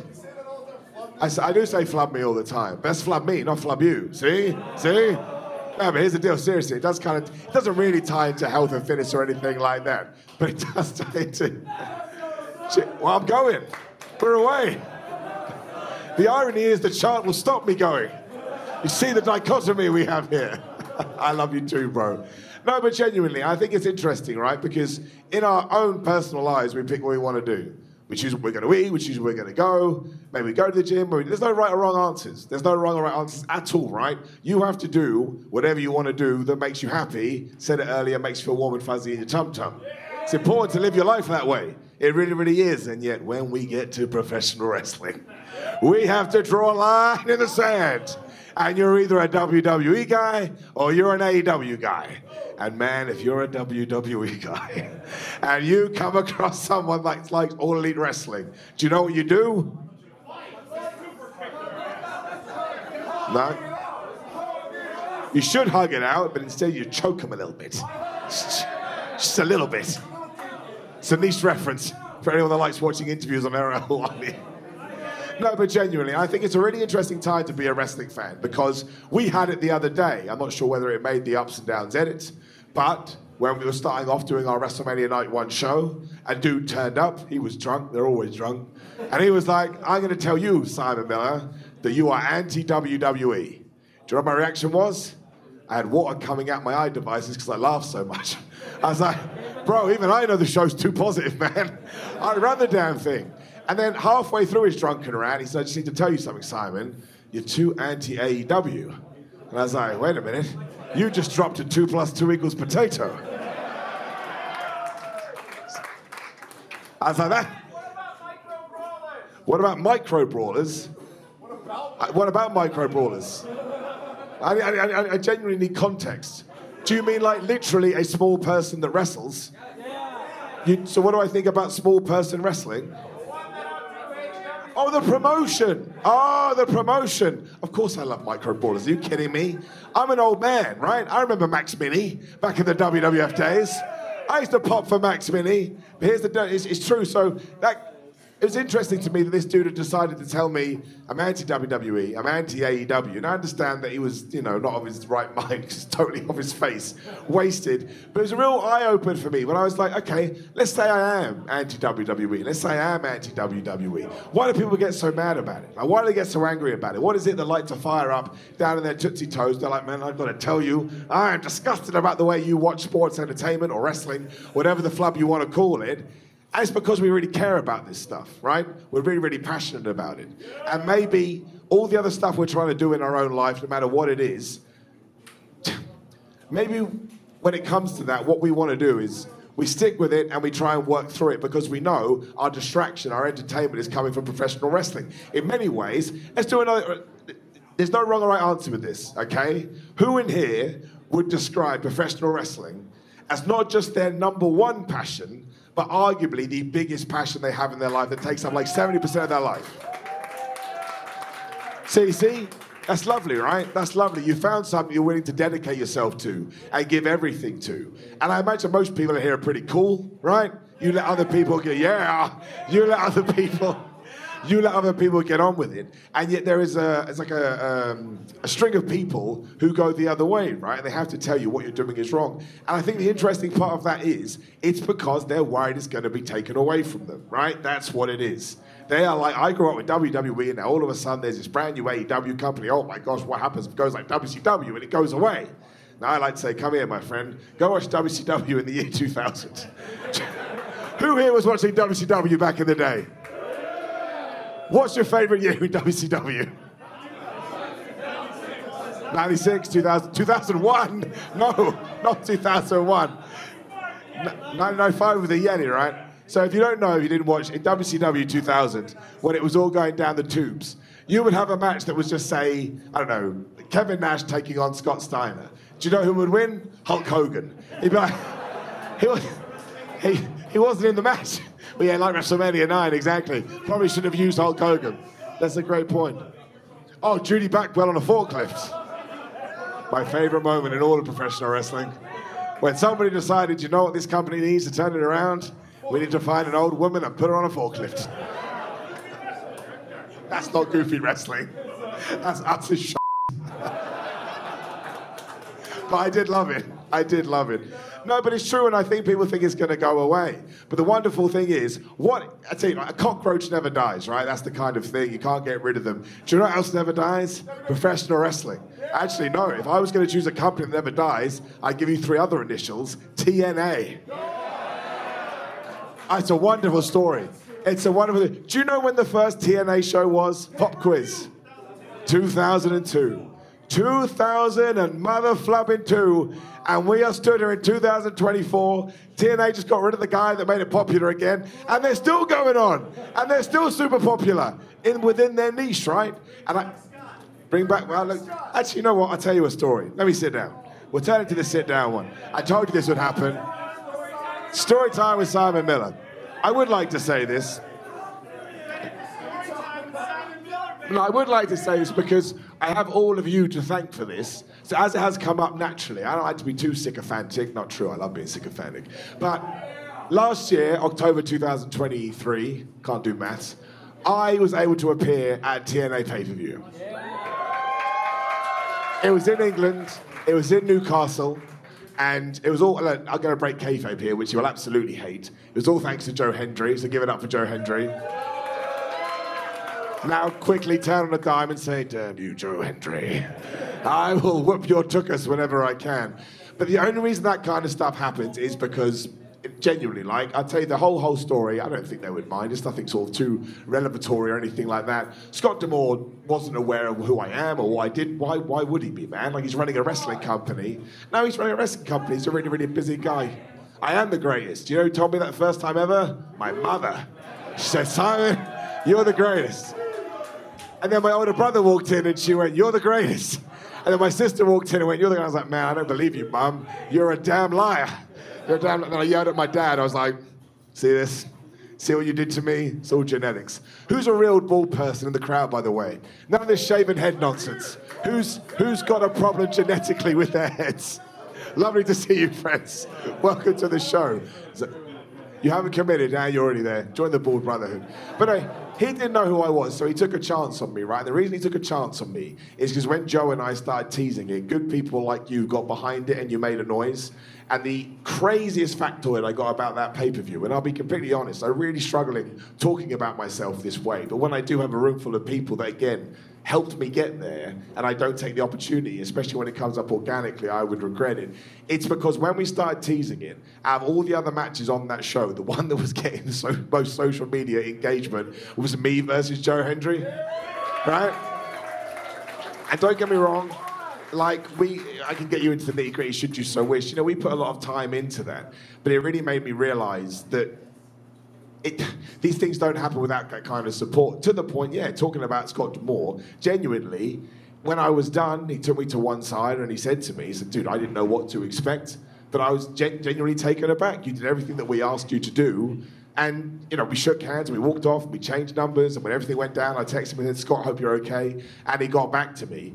And it's one of those situations where it just totally blew my brain. When I started professional wrestling, not in my wildest dreams did I ever think I'd ever be on a TNA pay-per-view or a WWE pay-per-view. If I had said AEW pay-per-view, people would be like, excuse me, what? Because AEW didn't exist at the time. But every single person in here, and genuinely, you know, all over the place, did get behind me. So just as his name came up absolutely organically, I did just want to say thank you very much for that. Because if my wrestling career ends tomorrow, nobody can say that the YouTuber, by the way, that's what I got in every single locker room when I started wrestling. I'm not the YouTuber. And in my head, I was like, what are you, electrician? A plumber? A teacher? What's the difference? What's the difference? But you did. You took me to this amazing thing. And I'll tell you another story just for fun. Right. Does anybody in here wrestle? Right, no, good, that makes it better. I can explain it to you. So, when you go to an independent wrestling show and you're a wrestler, right, it's chaos. Of course it's chaos, right? You turn up, you don't really know who you're going to be fighting, and then someone says you're going to take on him, and you put a match together. You go out there and you can do whatever you want. And when you're behind the curtain, you're getting really, really nervous. You know, you're like, oh. Even if it's just 25 people out there, I think when you care about something, that's just how you feel. So your music hits, you go out the curtain, you have the best old time, right? I did one the other day in a wonderful social club in somewhere near Nottingham in England, I can't remember what it's called. And there was an old woman that genuinely still thought professional wrestling was totally real, had the best time of my life. I was meant to be the good guy, but she hated me. So I spent 5 minutes just rowing with her. It was wonderful. I absolutely loved it. And so you can basically, it's like being an artist and every day being told you can just paint whatever the hell you want. When you get involved with the big boys, this is what happened. So we'll pretend that we have a curtain, don't we? Am I going to be able to reach back here? Let's do it. Let's do it like it's a real thing. So you're behind the curtain. Here I am. I'm going to poke my bald head out like this. Out of context, this looks really weird and like I'm naked and I've answered the door. I popped myself. That made me laugh. And so usually, you know, you're feeling pretty good when you do like a TNA show. So I was here. It's kind of like this. You've got tables like this. You've got TVs all lined up. And on this given night, the plan was, Simon, we need you to be the bad guy. Because you're only in here for a one and done. Whereas Joe Hendry got a big plan. He's now feuding with AJ Francis, etc., etc. That was all in the works. We would keep momentum going for Joe. He had his big song where he's taking the mick out of me. So Simon, go out there, take your pop, get a microphone, and make sure you just turn the fans, right? Turn the fans. So I thought, well, that's cool. That's like a brand new experience for me. My favorite thing in the world is being out of my comfort zone. I don't want to be too mental health here, but I love failing. I think failing is the greatest thing in the world because you learn and you never feel more humble than when you're on the floor after doing something wrong. It's like for 2 days you could cry, right? I want to point that out. Just cry your eyes out, feel absolutely crap, and then on that third day, just remind yourself, man, you tried, right? You tried. And I think trying is the most important thing in the world because when you get to being 85 or 90, you can have a list of things that you can go for, well, didn't really work out, didn't really work out, didn't really work out, didn't really work out. But you don't regret anything. That's always my big thing. Never regret anything. Never get to a point where you're like a certain age and realize, I can't do it now, right? I can't do it now. So I'm like, cool. Even if I go out there and I totally stink this joint up and I don't know how to cut a heel promo because no one ever books me as a heel. Someone booked me as a heel. Actually, one company does. But when I was first getting into it, people were like, you're just too smiley, Simon. I was like, man, only in wrestling, you're too smiley. Stop being so smiley. So I'm like, yeah, I can do this, I can do this. But that's not what happened. Because again, this is live television, this is pay-per-view. People have paid money for this. And we need to have the story. I like the fact I'm losing my voice. I get that gravel in there. So instead, there I am at the gorilla position or whatever. Say Scott D'Amore's sitting here, his TV's here. So I'm here going, oh yeah, here we go. I didn't say that, oh yeah. I was like, here we go. Scott D'Amore, who's in production mode. I want to point out this was all, it's all positive vibes, right? I don't want it to come across the wrong way. It was really supportive. He sits there, he goes, Simon fucking Miller, you gotta go out there and you gotta get those boos, man. Don't let me down, boy. Just shouting at him. I checked it wasn't my dad. I was like, oh man, have I done something wrong? So instead of like being buzzed, I went like this. Absolutely terrified, but it was great. Like it was really awesome. It was like, what a brand new experience that I've never had before. Now, just quickly, I don't want to spend too long on this. Has anybody seen that match I had with Joe Hendry? Yeah. Okay. So I cut my heel promo, right? What happens at the end of the promo? Do you remember? No, that's fine. I just wanted to check. I dropped the microphone, right? So I told everyone they were pieces of crap, or whatever I said. It was the most 1980s heel promo you've ever seen. And I walked over to the ropes. No, I walked over to the ropes. And everyone was there. It was around about 2,500 people. It was like, because we're in England, right? That's what people call each other. Just want to let everybody in, and for the people watching at home, I get this on a daily basis, and I'm very, very proud of it, going, Miller, you dropped the microphone. That was all planned. That's right. I had that all down, and I was very, very happy about that. But no, it was a super cool experience, and even though I had no idea I was going to come out and talk about this today, it all of a sudden dawned on me that I absolutely should. Because again, the support of WhatCulture and the support of YouTube, and you watching all my daft videos, allowed me to get into wrestling. And it allowed me to get through, which was a very difficult initiation period for a good sort of 6 months to a year, because you kept finding places in England that came to my shows, but then when people put them on the internet, people would go and watch them as well. So just quickly, thank you very much for that. You've allowed me, you genuinely. No, it's true. It's true. You genuinely allowed me to live a dream that I thought had totally passed me by. Because, of course, we did those wrestling documentary, whatever you want to call it, wrestling journey videos. And I was already an old man by that point. But all of a sudden, I was given this sort of platform that I could abuse or utilize or have an opportunity on. And No, I don't deserve anything, trust me. It's not true. It's not true. But honestly, and you know, to the point, here we are at WrestleMania 40 weekend, and I was able to have a match with Progress Wrestling on the Friday, right, during the collective show. So, yeah, not in my wildest dreams that I ever think I was going to come out and talk about that. So you could decide the last 5 minutes, right? What should we talk about? My whole speech has gone out the window. So who wants to talk about what? I'll talk about whatever you want. I'm an open book. That's a great question. What happened to Sami Callihan? So, we're going back to 2020, is that correct? So yeah, do you remember that Sami Callihan popped up on a bunch of ups and downs videos? That's right, so he popped up on a bunch and he challenged me to a WhatCulture death match. And then you know what happened? Bingo! The pandemic happened. And I tell you, I was there, I was in bed, and I was literally just booked my flights to, where was it meant to be? Florida? I believe it was in Florida, WrestleMania 36. And yeah, the world got shut down. Now I want to point out, that was a loss to me, because of course flying halfway across the road to wrestle Sami Callihan in a WhatCulture death match would have been incredible for me now, but especially at the time. But I try not to, look, if that's the worst thing that happened to me during that time, I'm a super lucky guy, right? I'm a super lucky guy. I'm okay, I'm a 7 out of 10, not really the best. A solid 7 out of 10. But no, yeah, so that's what happened. It just got cancelled. Literally, like, I think I was meant to fly out that week. But I will tell you again, because I like you all, although you'll see this. Hello, Sami. I was so nervous, right? Because I've been wrestling probably around about 2 years. But obviously 8 months I was out of that shoulder that we talked about earlier. So I messaged Sami and went, "That's so awesome, man. They're not real weapons, right? You're going to gimmick the thumbtacks. You're going to gimmick the table. You gimmick the chairs." He responded, "I should find it. I'll never be able to find it." 4-letter word. What do you think he said? Nope. Now, I'm sure he would have done, but I had an existential crisis for a weekend, saying once again to my poor girlfriend, "Oh my gosh, Sami Callihan's going to kill me. He's actually mad at me, and he's going to kill me." But no, it's really sad. And look, Sami Callihan has always been a big supporter of the YouTube stuff. He's a great dude, so maybe one day we can do it. I don't know, but very sadly, it got taken away due to that. But again, there's always another opportunity around the corner. I can't talk about it today, because I will get in so much trouble. But there was another opportunity that was meant to be happening that summer. I tell you what. Yeah.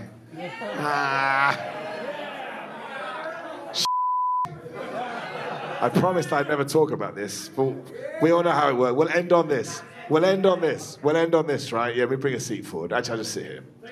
We all know that if you sit down, things didn't happen. And look, we can always cut this out of the video, right?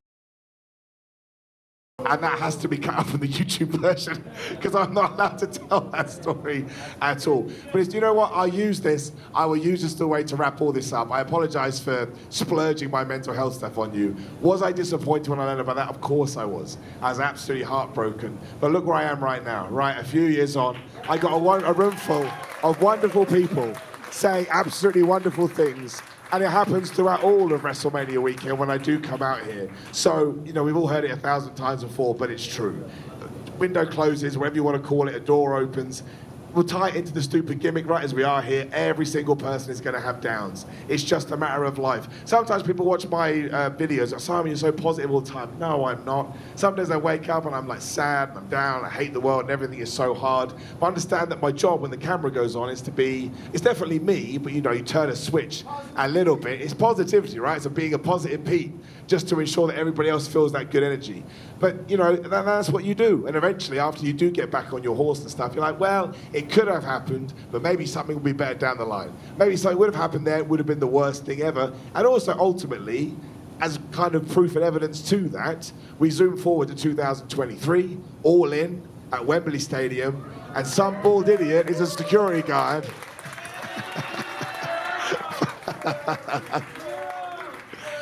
That's right. So, number one, not only was it between Powerhouse Hobbs and Miro, right? So I got to go up to Miro and go, "Hello, my friend, my favorite ever wrestler." But when we were fighting and we were coming up, we were doing security guards, I got to say to Powerhouse Will Hobbs, "Listen, Will Hobbs, I'd really appreciate if you threw me into the barricade." And he said yes. So, yeah, give it up. So, with that kind of a, do you know what I mean? I still had that wonderful moment. Also in many ways, stood in the middle of Wembley flipping Stadium, a stadium I've been to a million times, and to have that, that wonderful thing. And I'll end on this too, just because we had a chant for Barry Barricade. That show ended, I don't know why I'm standing up, it's not a big deal, I just like to end on a story. That show ended with me walking down with the corridor, talking to Thunder Rosa, my good friend. Hello, Thunder Rosa, big fan of Thunder Rosa. And we're walking, she's a lovely person. So we're walking down the corridor, and all of a sudden I hear this from behind me, right? Good thing I didn't destroy Barry Barricade. And I stopped, and I went, what the fuck was that? I turn around, and it's flipping Brody King.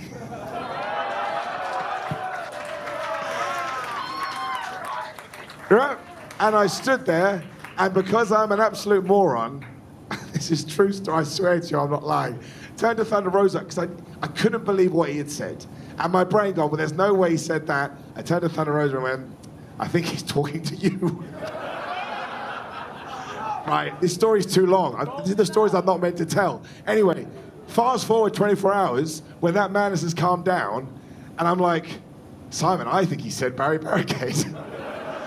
So I sent him a DM, right? I followed him on Twitter, and I said, dude, I'm really, really sorry. It's just clocked. I was having a wonderful day. I think my adrenaline was going a bit hard. You know what, screw it. Let me see if I can find it. It's more fun. It's more fun if I read it. Like, he won't mind me sharing this, I don't think. He seems like a lovely guy.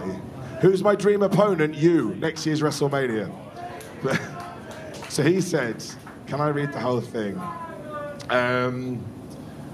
So I said, fucking hell, Simon, you sent him an essay. What is wrong with you? I saw you backstage at All In the other day, and you said hello, and at least I didn't destroy Barry Barricade down the hallway. I thought you were talking to Thunder Rosa, who was next to me, but I now realize you were making a joke. His response, and I'll show it to you afterwards if you think I'm making it up, it's right there, was, yeah, man, I thought that you thought I was insane.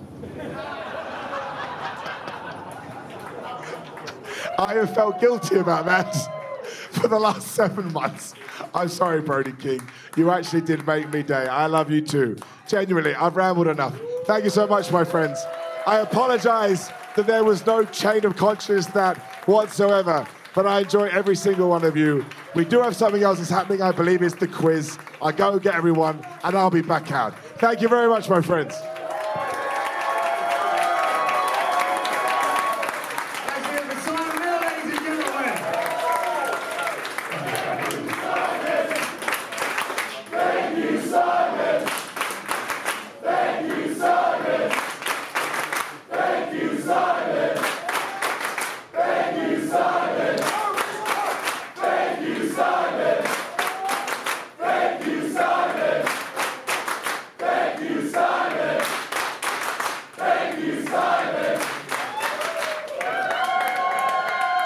Shall we conclude with a hashtag bloody good quiz?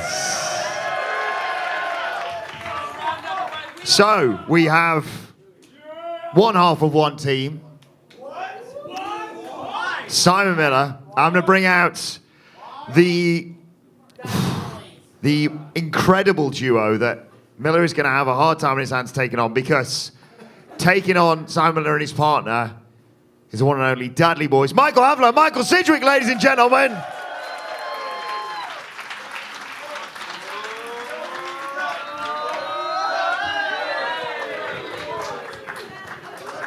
Yes, put yourself down.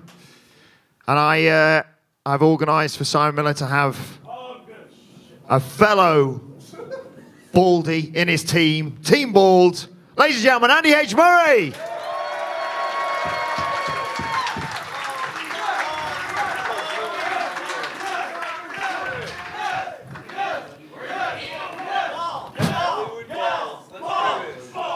We are...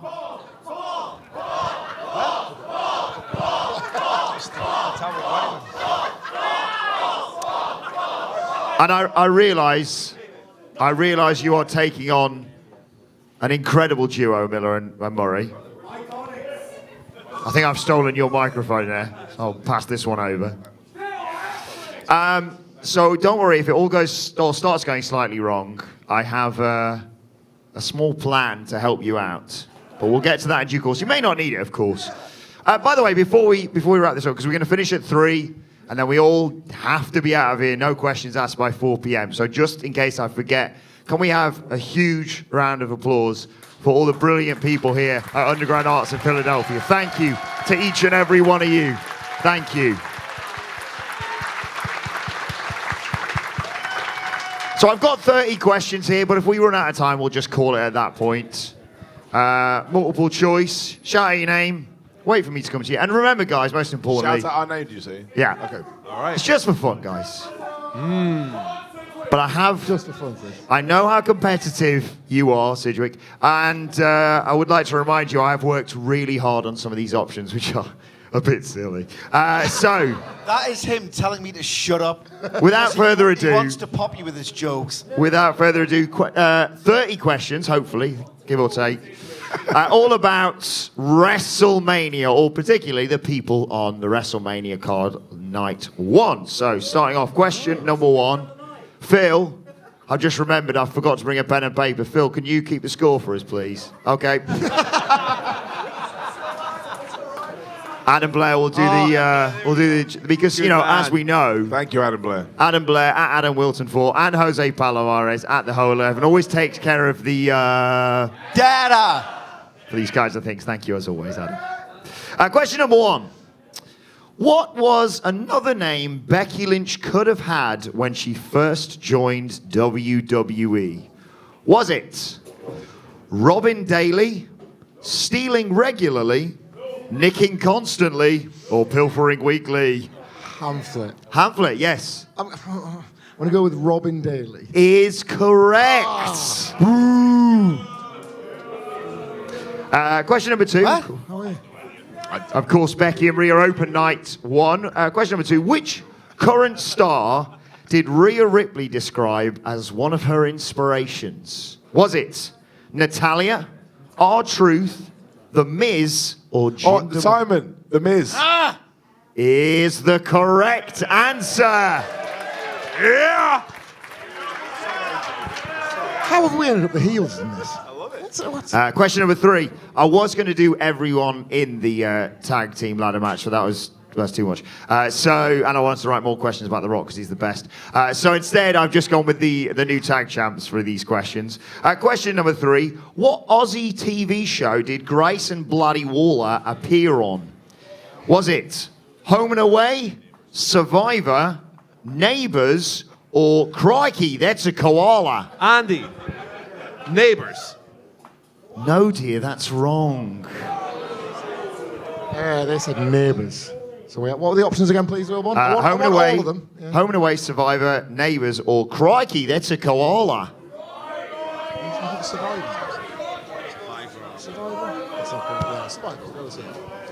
We'll go with Survivor. Is the correct answer.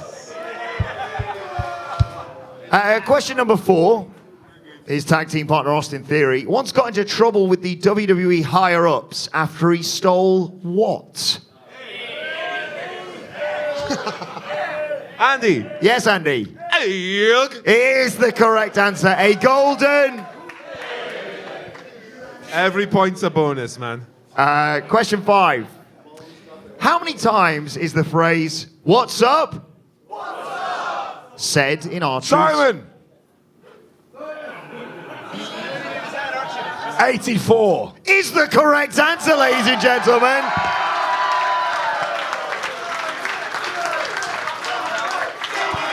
That's a real fan there, ladies and gentlemen. Would you like to know how I know that? Yeah. Because me and earlier Adam Wilborn thought it'd be funny if we tricked one of the questions. Yay! Got him good. So I said, give me an R-Truth one, and here we are. 3-2 to Team Absolutely a Balls. cheat. Absolutely a cheat. Pure cheat. Question 6. Dudley boys need to get back into this. What did Daniel Bryan call The Miz, which caused him to lose it on Talking Smack? Was it weak? Was it Mrs.? Was it a coward, or was it a biggity biggity bitch? Sidgwick. Coward. It was cowards. 3-3. Question 7. Who was Rey Mysterio once romantically linked to? Oh, I know this, Simon. Oh. Hang on. Miller, we're friends. Huh? Yeah, it was Jennifer Aniston. It was Jennifer Aniston. I read the article. I read it. Give us the options. I know it's just going to be the cast of Friends. Question 8. What did Dave Meltzer once compare NXT's initial failings with Andrade Cien Almas to? Was it as useless as a cat flap on a submarine? Like wearing a concrete parachute? Trying to turn a prize-winning dog into a cat? Or adding an ashtray to a motorbike?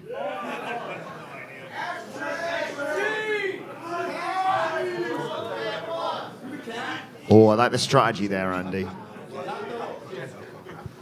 Hamflet. What was a concrete-related one? Wearing a concrete parachute? That one. No, dear, that's wrong. Can we have the answers hear the again, others. please? Yeah, Let's hear them. as useless as a cat flap on a submarine, trying to turn a prize-winning dog into a cat, or adding an ashtray to a motorbike.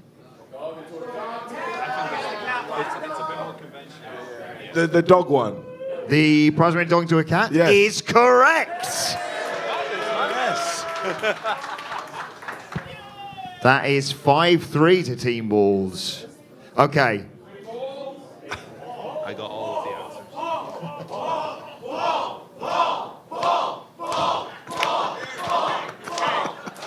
Thank you. Probably not that long, brother. Santos Escobar once starred in the El Fantasia movies, but which of these isn't a El Fantasia movie? The Phantom versus the Curse of the Pyramid? The Phantom versus the Village of the Zombies? The Phantom versus the Secret of the Cursed Urn? Or the Phantom and the Goblet of Fire? So, Andy. Yandy, yes? What was the answer? Was it isn't? I can't remember. Isn't, yes. Yeah, it's the Goblet of Fire. It is correct! Okay. I feel like the Dudley boys are suckering them in here. Question 10. One of the first times we saw Dominic Mysterio. That was piped in, right? That was piped in. He was playing a PSP. What game, though, was 10-year-old Dominic Mysterio allegedly playing? Was it Gran Turismo? Was it FIFA? Was it Little Big Planet? Or was it Grand Theft Auto? Simon. Gran Turismo. No, dear, that's wrong. FIFA, Little Big Planet, or Grand Theft Auto? It's too little. Yeah. FIFA. It was Grand Theft Auto. An irresponsible parent. He's a Ladies and deadbeat gentlemen, dad. Rey Mysterio has always been a deadbeat dad. We Deadbeat just dad. didn't know about. Oh, he's a lovely man, Rey Mysterio. Ah, you don't know him. Adam Blair scores after 10 questions. Team Bald, 6. Dudley Boys, 3. Who the heck saw that coming? Question 11. Sami cheat.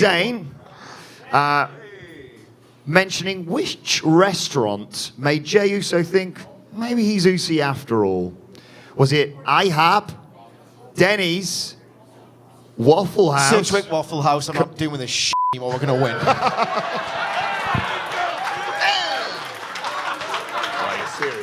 Get serious. Sidgwick, welcome to the show. Question 12. How much older than Jey Uso is Jimmy Uso? Andy, 8 seconds. No, dear, that's wrrong. Jesus I Christ. like the confidence. As with all quizzes, What do you think of the Usos' mother? Can you imagine that birth? That'd be horrifying. Whoa! You just get them out, it's fine.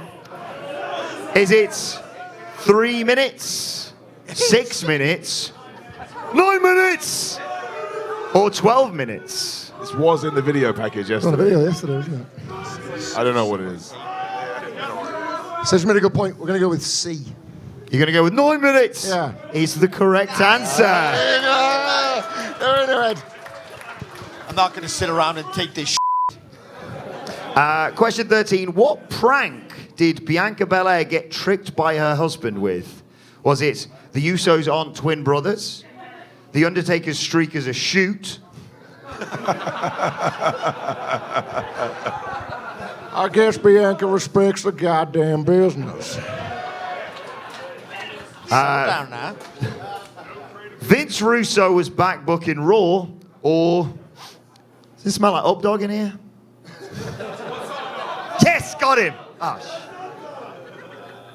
Which one did Tez trick Bianca with? What was the first one again? Usos aren't twin brothers. Simon, I'll go with that one. Is the correct answer. This was somewhere on the internet that I was looking bleary-eyed this morning. Question 14. Which superhero inspired Jade Cargill's look? Andy, Storm. Storm is correct. God damn it. Question 15. What was the name of Naomi's debut single? Was it Team Bad to the Bone? Was it Dance All Night? Was it Naomi and You? Or was it Go Funk Yourself? Hamflet. B. Sidgwick, B. B. Dance All Night is correct, Michael Sidgwick. What was it? What was the answer? Dance All Night. Yeah, Go Fuck Yourself was the second single. Question 16. How long before SummerSlam did Dakota Kai apparently learn about her return? Was it... Sorry, I'll just change one of the answers. Was it 9 days before? Was it a week before? Was it the day before? Or was it 12 hours before?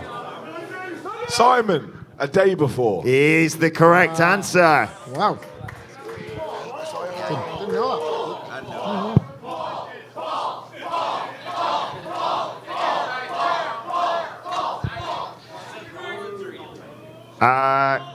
Question 17. Asuka owns a hair salon in Yokohama. Hair?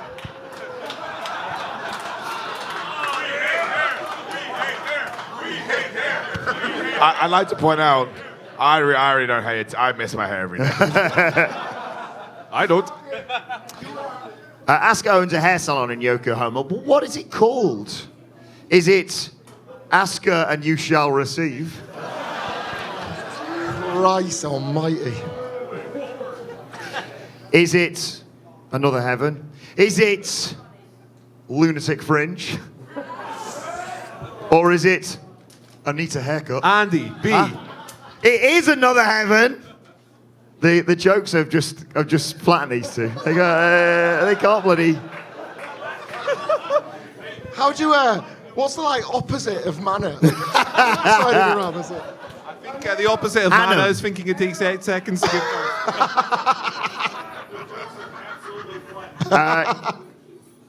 Kairi Sane's a pirate. Question 18. But what apparently I couldn't find any interesting things about Kairi Sane that we didn't already know, basically. So what did pirates do to stop seasickness? Get a parrot, wear an eye patch, wear an earring, or have a hook? Pamphlet. Yes. I'm going to go with wear an earring. It is the correct answer. Balance. Question 19. In a complete departure from everything that's come before, you are now welcome to get help from the audience because there is no options for this one. We all can. We're all allowed to. Or everyone can. Yeah. Question 19. What was Sami Zayn's first embarrassing in-ring name, possibly related to a Back to the Future character?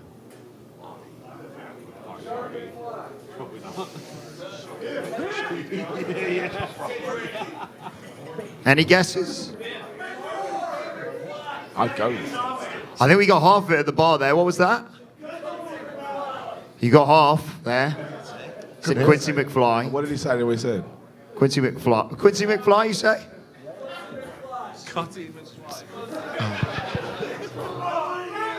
I'm just going to break it. It was Stevie McFly. He looked dreadful. Not Stevie again. Question 20. Oh, no. Yes. What are we at, Adam Blair, in terms of the scores? Team Ball 10. Dudley Boys 7, all to play for. Question 20. What apparently was Gunther's dream job when he was 7? Yeah. Was This, it? pretty much. Was it pilot? Was it model, Hamlet? Was it a footballer? Or was it a butcher because he loved giving out chops? Every single day I have to deal with this. Footballer. Footballer. It was. He wanted to be a goalkeeper is the correct answer. Question 21. How many consecutive matches did Cody Rhodes lose in 2016? 11, 21, 31 or 41? Simon. 21. How many? 21. No, dear, that's wrong. What were the other options? 11, 31, 41. 41. Seems... 31. It's 41. Wow. 41 consecutive losses. He did. Question 22. The Rock was apparently second choice to play which iconic role? The Incredible Hulk, Willy Wonka, Neo in the Matrix, or Ace Ventura? Andy. Hulk. No, dear, that's wrong.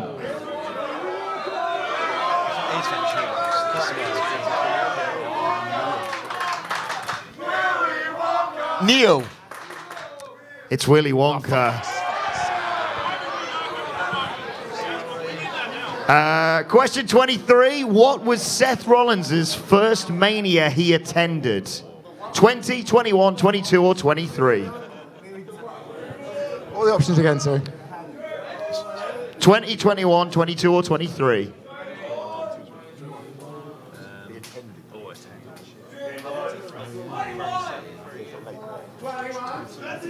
Cedric, 23.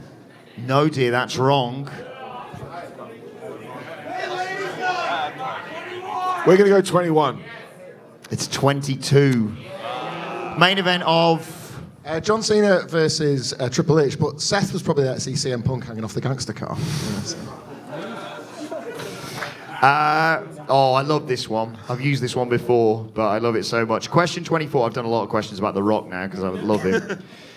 Question 24. What was The Rock's character in Central Intelligence called? Was it... Don't you dare jump in. Was it... Bob... Shush. Was it Bob Stone? Maybe. Was it Steve Pebble? Was it John Boulder or was it Gary Gravel? Andy. Yes. Bob Stone, baby. It was Bob Stone. Thank you, man. Adam Blair, how are we looking? 11-8 to Team Balls. Only a few questions left. Question 25. When playing an alien gladiator on Star Trek Voyager, what is one of the few things that Rock's character says? Is it... It doesn't matter if you live long and prosper. Is it... You're no bigger than a Tarkanian field mouse? Is it... Set phase to smell what the Rock is cooking? When does the Sandman get here for this? Or is it... Beam this up your candy ass, Scotty. Simon, It's the B. second one. B. It was the second one. I don't know who got that point. I have no idea. Where are we? Question 26. What, according to Celebrity Net Worth, is The Rock's net worth? 200 million, 400 million, 600 million, or 800 million?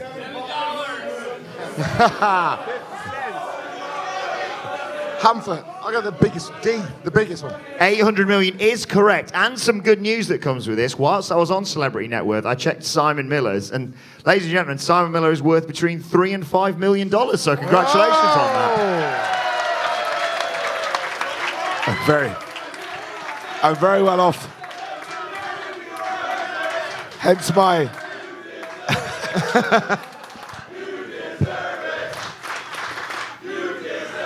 I mean, I'll take it. As I wear my cheap Gap t-shirt and cheap Puma shoes.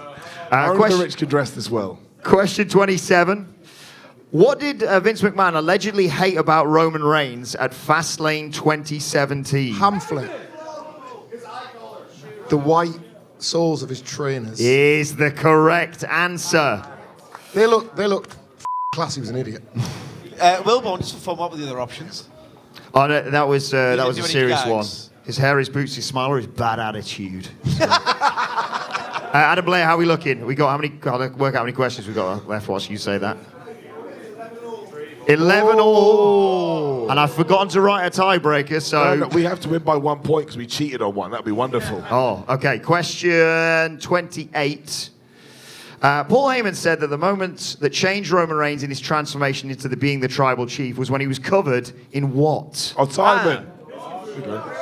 Dog food, baby. It's dog food is the correct answer. There was poo in the options, all right. There was poo in there. Question 29. Which Hollywood actor is a fan of the Bloodline saga?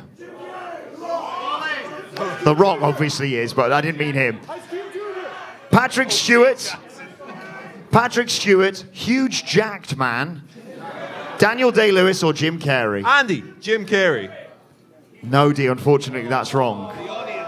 Hugh Jackman. Is correct. 12 all, final question. All on this. I'm going to stand slightly further back for what is about to happen. The Rock, final question. The Rock has a different what for each character? Is it cologne, hairstyle, accent, or pair of pants? Andy, cologne. Ladies and gentlemen, the winners of the quiz, Team Bold!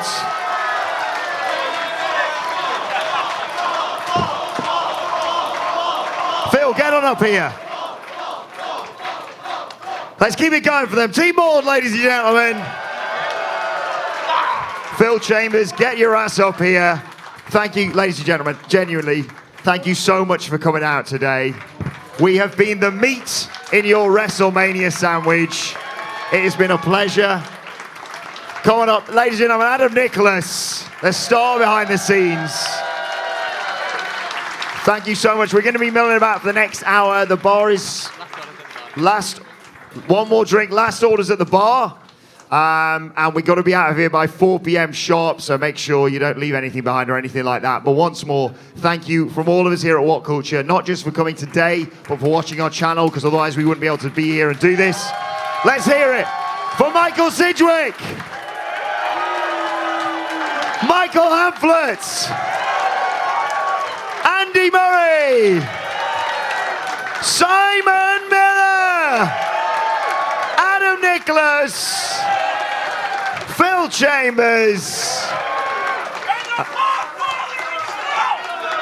Thank you. From all of us here at WhatCulture, thank you very much. We'll see you very soon.